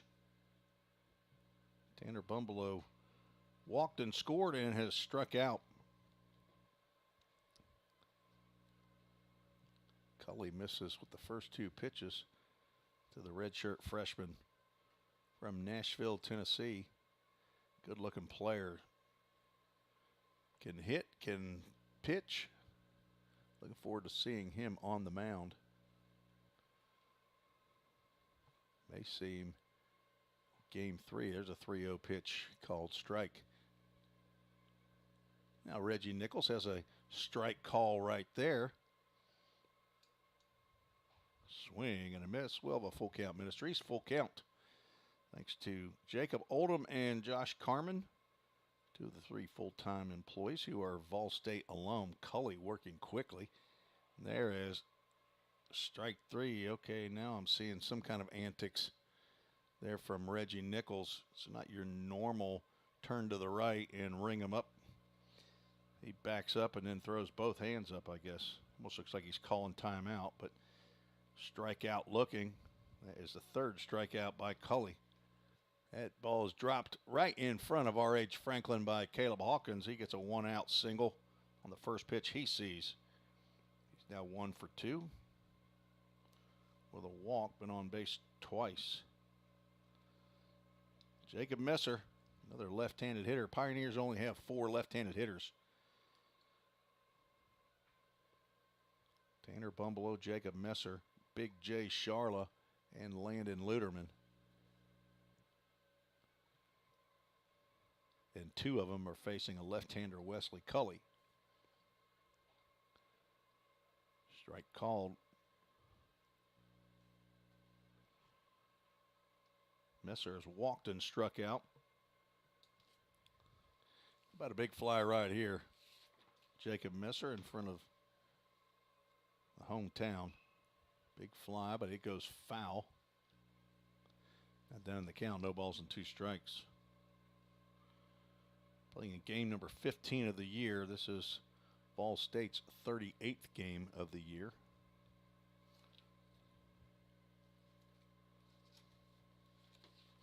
Redshirt sophomore. Strike 3 called. If you're looking for it, you see it. That's way too close a pitch right there, Jake, to take.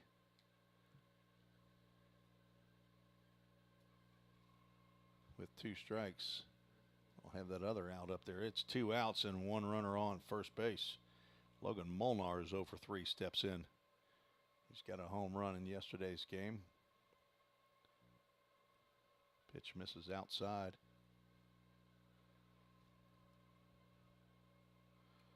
So 2 strikeouts looking here in the inning.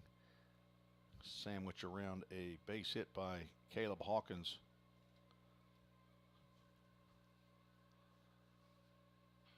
Hard shot by third base coach Jim McGuire, who always points out to the field to say, hey, hit the ball in fair territory. Caleb Hawkins down there at first base, the son of Ray and Misty Hawkins. They're from Smyrna. His brother is a Vol State alum, Grant.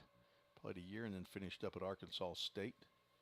1-1 pitch, driven into left field. There's the first hit for Logan Molnar. He's now 1 for 4. Threatening are the Pioneers here in the 6th inning as they are 3 runs down. Need a big hit by Jake Burris.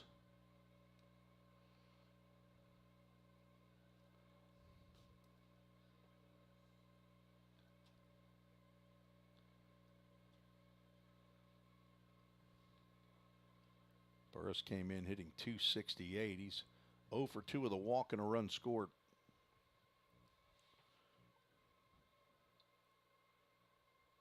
Big swing and a miss. Pitch outside part of the plate. Let's get our runners in the right spot. Well, I'm going to enjoy the conference tournament when I actually have somebody who's going to run all this for me. And all I got to deal with is that volume button. My Dave Holbrook volume button. There's a drive into right center field. That'll get down. And Burroughs, there's no way he's waiting at second base. He will pull into second and drive in 2 runs, 2 out runs. Throw goes on to third base, but Harrington able to collect that one. Pioneers now within 1 run. Big Jake Burris with a 2-out, 2 RBI double. Now 1 for 3.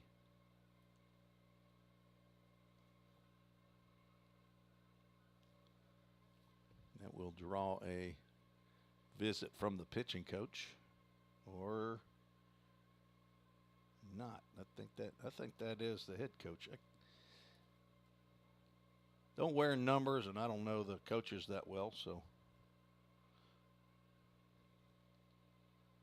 I had to write down what they're wearing each time. But 3 hits in the inning. 1 with 1 out and 2 now with 2 outs. Pioneers have the tying run at second base and the best hitter by average in the lineup, and probably all year long the most consistent, although Jace Mizell would have something to say about that. He's probably been the most consistent, but Landon Gotze comes in hitting .360, 1 for 2.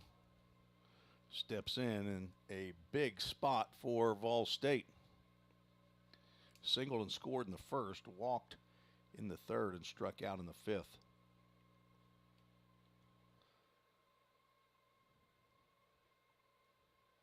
Wesley Cully, who's on in relief of Markel Dixon, delivers ball 1 to Gotze. Pioneers hoping that he sends it on back to Jace Mizell. Give Jace a chance to hit here with runners on base. There's a ground ball up the middle. That'll get through, and here comes Jake Burris. The throw to the plate is not in time. And this game is tied. Landon Gotze comes through with a 2-out RBI. Base hit just eluded the glove of Wesley Cully. There was no chance they were going to get Jake Burris at the plate. He runs way too well. and had a great jump with 2 outs. And there is the second visit, so we will have a pitching change. The Summit Concrete call to the bullpen. We'll tell you about the new pitcher when we return on the Vol State Sports Network.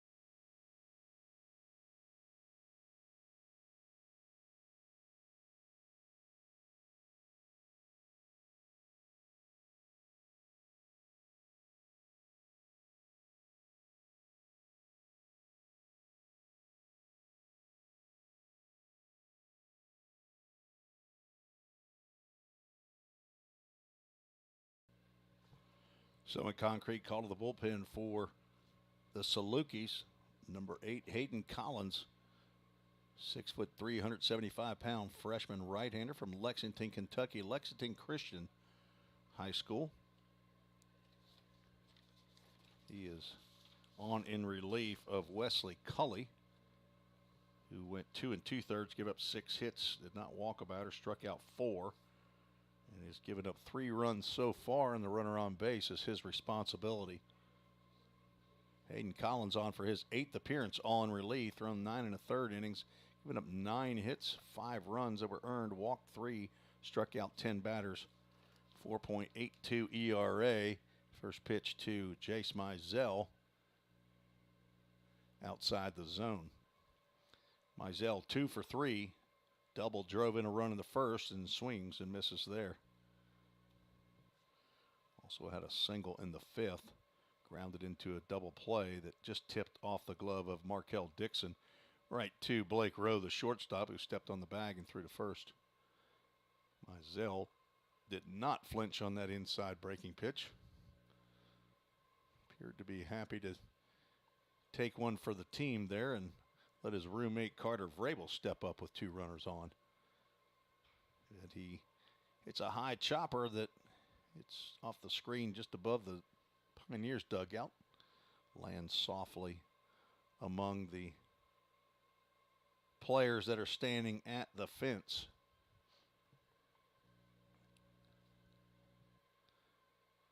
Swing and a miss, and down goes Mizell. Pioneers tie the game with 3 runs on 4 hits. All those runs charged to Wesley Cully, and we are tied up 9-9. You're listening to the Vol State Sports Network.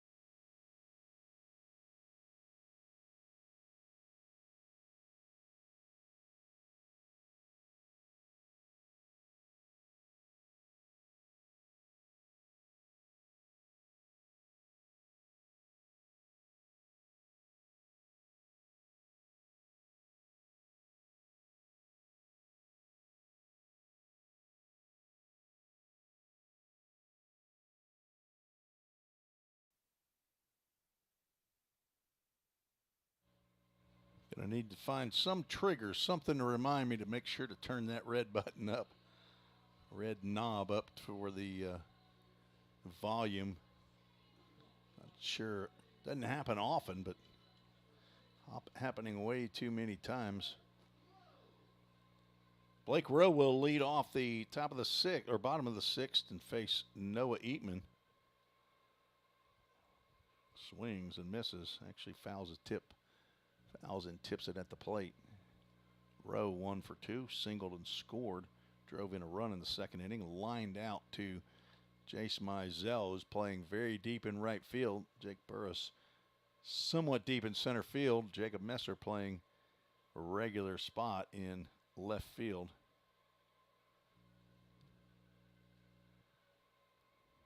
Rowe, Ashe in the top of the lineup. Tui Cope due up. All tied up. There's a ground ball to Huddleston, who comes in. Charges, makes the catch and throws over to Godsey for out number 1. Huddleston playing an excellent second base this weekend, as he has really all year, that since he's moved over from shortstop. Actually played a really good shortstop for the Pioneers. There's a ground ball up the middle. Logan Molnar ranges up the middle, and that's a nice play to set down Evan Ashe. Nice range by Molnar and a very strong arm. We'll put a star by that one. We'll put a half a star. How's that? Put a half a star by 1 on Tyler Harrington off the bat of Ethan Huddleston, where he made a pretty easy ground ball grab, but stepped on third base and threw on the run to get Huddleston at first base. Top of the order with 2 outs. Tui Cope, he swings at the first pitch he sees. Fouls it off. Cope 1 for 3.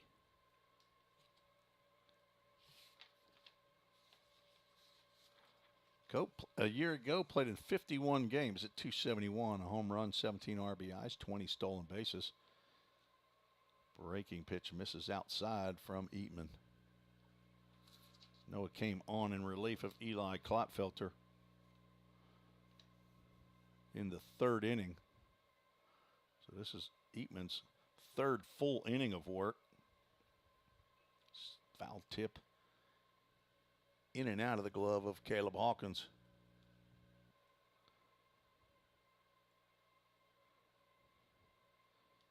Eatman retired 2 batters in the 3rd. So he's a 3 1/3 into the ball game so far. Ball's hit down the left field line. If it's fair, it's trouble, and it will fall fair and get by Messer. Cope is on his way to third base. The throw is not in time. Tui Cope slides in head first with a 2-out triple. That is Cope's 3rd triple of the year. I'm sorry. Yes, that is his 3rd triple of the year. It comes with 2 outs in the bottom of the 6th inning. That was a flare down the left field line, and it was twisting away from Jacob Messer. As soon as that ball hit the turf, then it skipped into that corner, and Cope was hunting 3. As soon as he rounded first base, Anthony Zarlingo it's a line drive out to Jake Burris, who, sorry, I hit the wrong button there, folks. I thought Burris might have been frozen as he was yesterday, but he saw that one all the way today and comes in and makes the catch. Pretty routine fly out there, but sometimes those little liners can be difficult if they're right at you. So the 2-out triple gets wasted for Southwest Tennessee. We'll go to the 7th inning. We're scheduled for 7. All tied up at 9. You're listening to the Vol State Sports Network.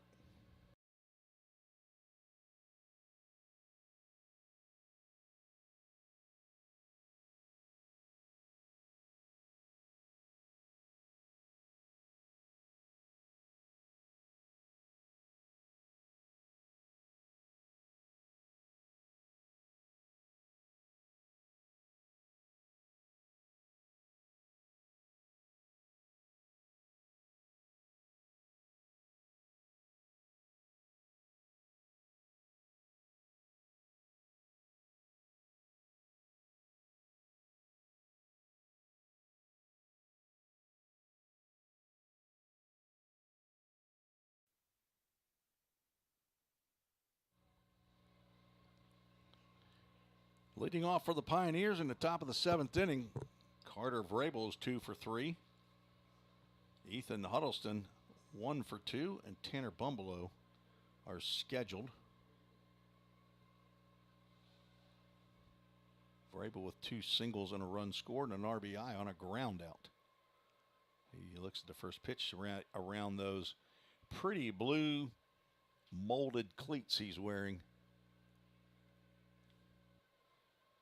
He'll wear spikes here. He fouls that one off the screen, and that will get out of play after it caroms off the screen. So an artificial turf field here at USA Stadium in Millington, Tennessee. And he reaches out and just pokes one. Tui Cope cannot come up with that one. It drops right in front of R.H. Franklin, and that is Vrabel's 3rd hit. And a great way to lead off the top of the 7th inning for Vol State. Now 3 for 4. That .241 batting average will climb. Ethan Huddleston steps to the plate. Throw over to first base. Vrabel back in time. Probably won't see any straight up steals. He does have 5 on the season, but he is a very, very intelligent base runner. If he sees an opportunity, Huddleston squares to bunt, pulls the bat back. That would have been a sacrifice attempt. Third baseman Harrington is charging with the pitch. Right-hander Hayden Collins on in relief of Wesley Cully out on the mound. There's another square and a bunt. That is a beautiful bunt. Harrington bare hands comes in and throws Huddleston out at first base, and Huddleston comes up limping. Not sure if he twisted an ankle, but he's dropped his helmet, and he is continuing farther out. And that is not good news for Pioneers. And now you're reaching back and grabbing his hamstring. He might have just pulled that hamstring, and I hope it's just a strain if it is. But I know he is not feeling good mentally and physically right now. Those things can take a while. If, in fact, that is the trainer for Southwest Tennessee, I guess, is coming out. We don't have all-world trainer Justin McKinney with us this weekend.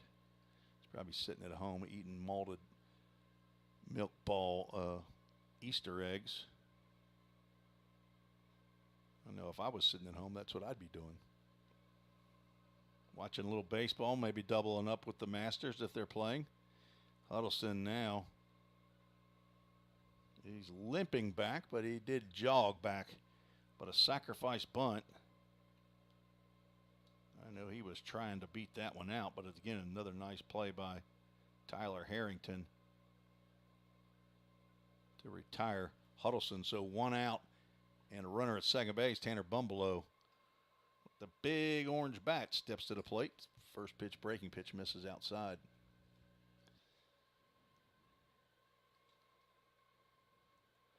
See Shannon Zettel down there, and she's hoping and praying right now that Ethan is okay, but you don't typically see somebody pull up like that and then walk that one off. 2-0 pitch. A nice cut right there. Fouls that one straight back, and Tanner Bumbleau was all over that pitch, but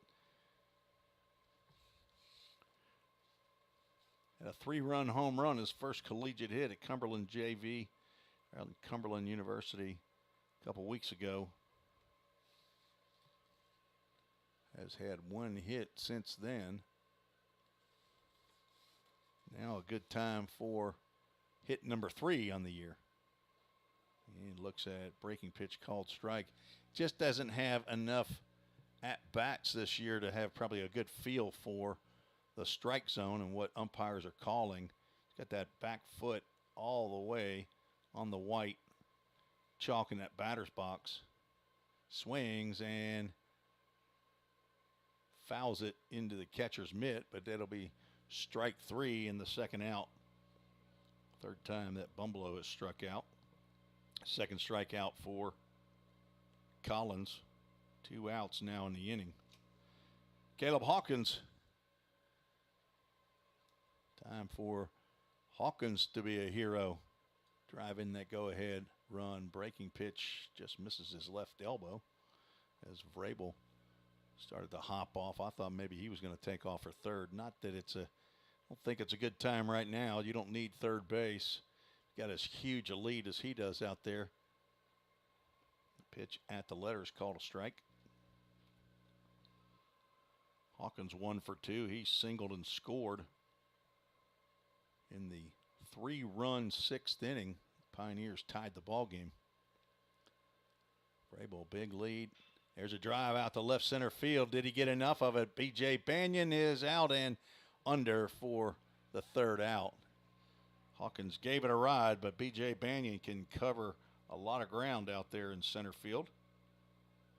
Pioneers get a leadoff single, but strand him at second base. No runs, 1 hit, no errors, 1 runner left on base. Going to the bottom of the 7th, Salukis can win it with 1. We're scheduled for 7. You're listening to the Vol State Sports Network.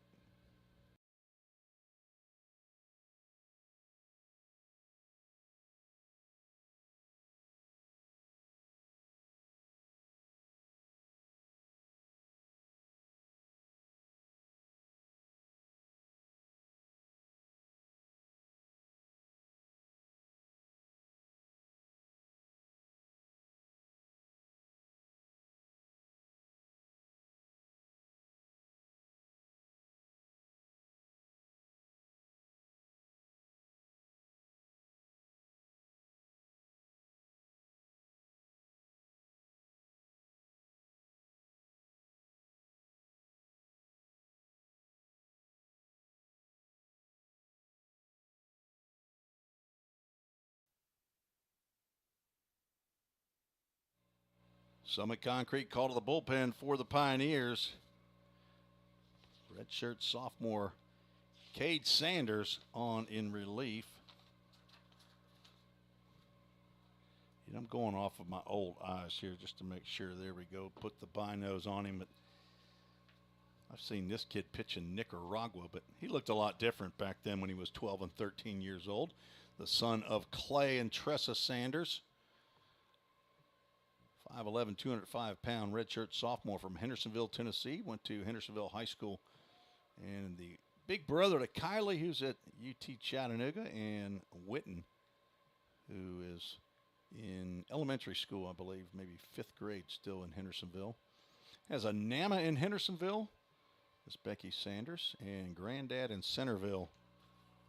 Cade Sanders on to try to move this game into the 8th inning. Put a 0 on the board in the bottom of the 7th. Take this one to extra innings. He's on for his 11th appearance, which ties Chase Birdwell. Has a 1-1 record. Does have 1 save, but it's not a save situation here. He's got 15 and 2/3 innings, 14 hits, 13 runs. Only 9 were earned. 9 walks, 16 strikeouts. 5.17 ERA, and he will have a tough task. He will face 3, 4, and 5 in this Salukis lineup that has 12 hits. Tyler Harrington has 1 big one himself. It's a 2-run home run in the 3rd. He also singled and scored in the 5th inning. Harrington, they played great at third base, and he hits one. Diving play by Huddleston, knocks it down, throw to first base, and gets him. What a play, as Harrington now is in the face of the umpire. Very, very close play at first base. I wouldn't have been surprised if it had gone either way, but Huddleston, who's still in the game, now trying to stretch that right leg out again, dove, just knocked the ball down, got up and had about 2 or 3 quick steps to pick it up and throw to Godsey, and bang, bang play at first base, gets the first out. It's a tapper over the Salukis dugout. Brady Holloway 0 for 3, which is dangerous, as that means he's probably due. Let's try to keep it in the ball yard here, Cade. So another star by that 4-3 put out for Ethan Huddleston. 1 ball, 1 strike to the first baseman for Southwest Tennessee. Now 2 balls and a strike. Holloway, Bryce Turner follows Holloway. Kincaid Sanders. The high pop-up in the infield. Logan Molnar over. Backpedaling, and adventurous play there. Makes the catch for out number 2. Never thought he had it completely, but pop out into shallow center field. Out number 2. Bryce Turner, 1 for 2, scored 2 runs. Steps to the plate, the DH for Southwest Tennessee in a 9-9 ball game. Not sure who gave Cade Sanders the nickname as that ball is driven into center field for a base hit. Bryce Turner stays hot. It's now his 5th hit of the series. But I hear other people call him Cadro. I thought I was the one who started calling him Cadro Sanders. But maybe I heard it from somebody else. Maybe his dad started that. I'm not sure. Not that I have to give people nicknames, but he is Cadro Sanders. We have Country Cade McKee.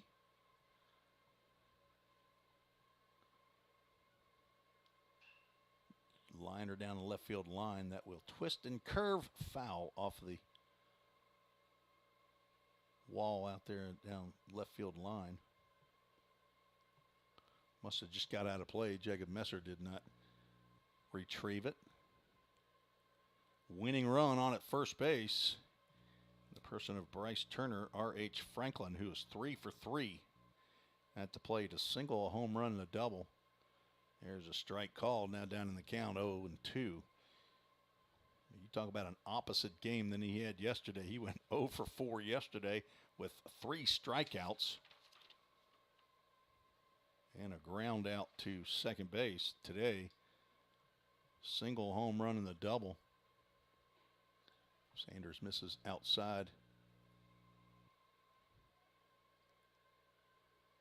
2-run home run in the 3rd inning, his 6th of the year.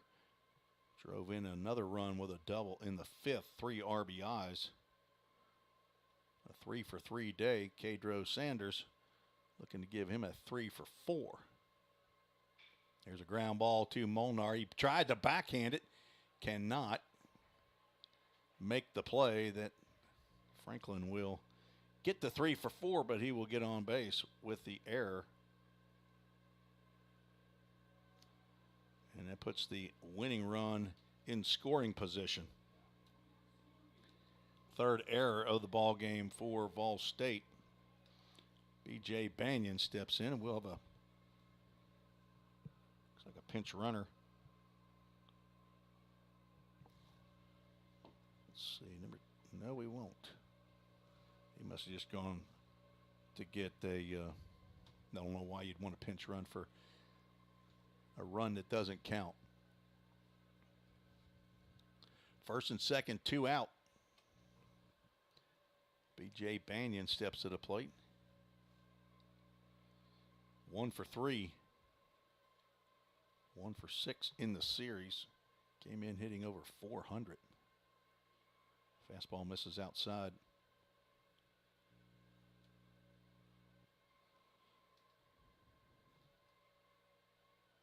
Banyan from Bartlett, Tennessee, a 2020 graduate from Bartlett High School.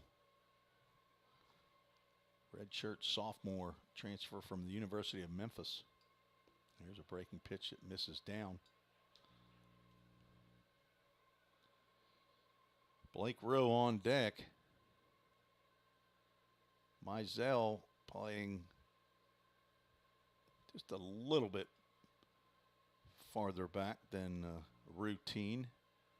Burris also playing back. Big lead off of first base. There's a base hit in the right field. Mizell's going to have to come up throwing. Here comes the runner. The throw is not in time. And there is a walk-off single by B.J. Banyan.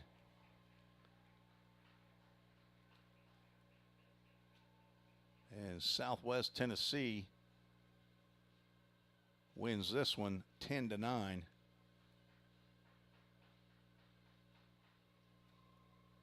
With a 2-out single for an unearned run to go to 9-8. Does Southwest Tennessee in conference play. Pioneers fall to 8-9. That's the 30th victory of the year for Southwest Tennessee. Pioneers fall to 22-16 overall.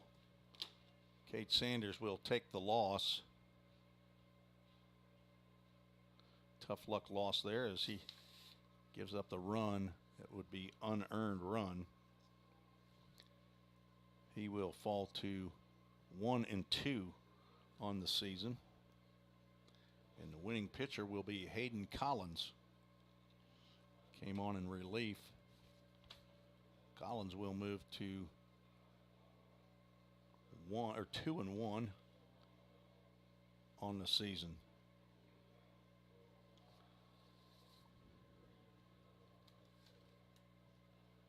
Game took 2 hours and 14 minutes. Winning RBI single by B.J. Banyan into right field scores Bryce Turner, who reached on a single. But with the error following that, that makes that run an unearned run. So a walk-off 10-9 winner is Southwest Tennessee. Game goes final. Game 2 should start in about 30 minutes.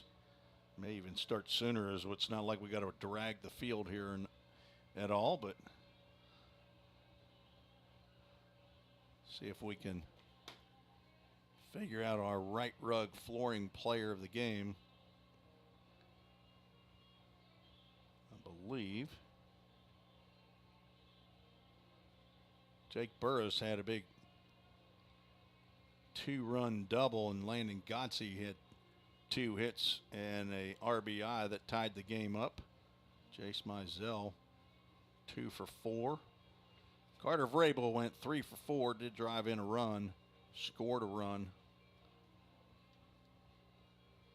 We'll go Carter Vrabel with the 3 hits as our right rug flooring player of the game. Congratulations to Carter Vrabel. Wins a square of carpeting. No, I'm just kidding. Thanks to Kerry Gilbert at Right Rug Flooring for their support of All-State baseball and providing the new carpeting in the press box. Our Full Count Ministries verse of the game. We went from Isaiah earlier. Let's see if I can find the Bible app verse of the game.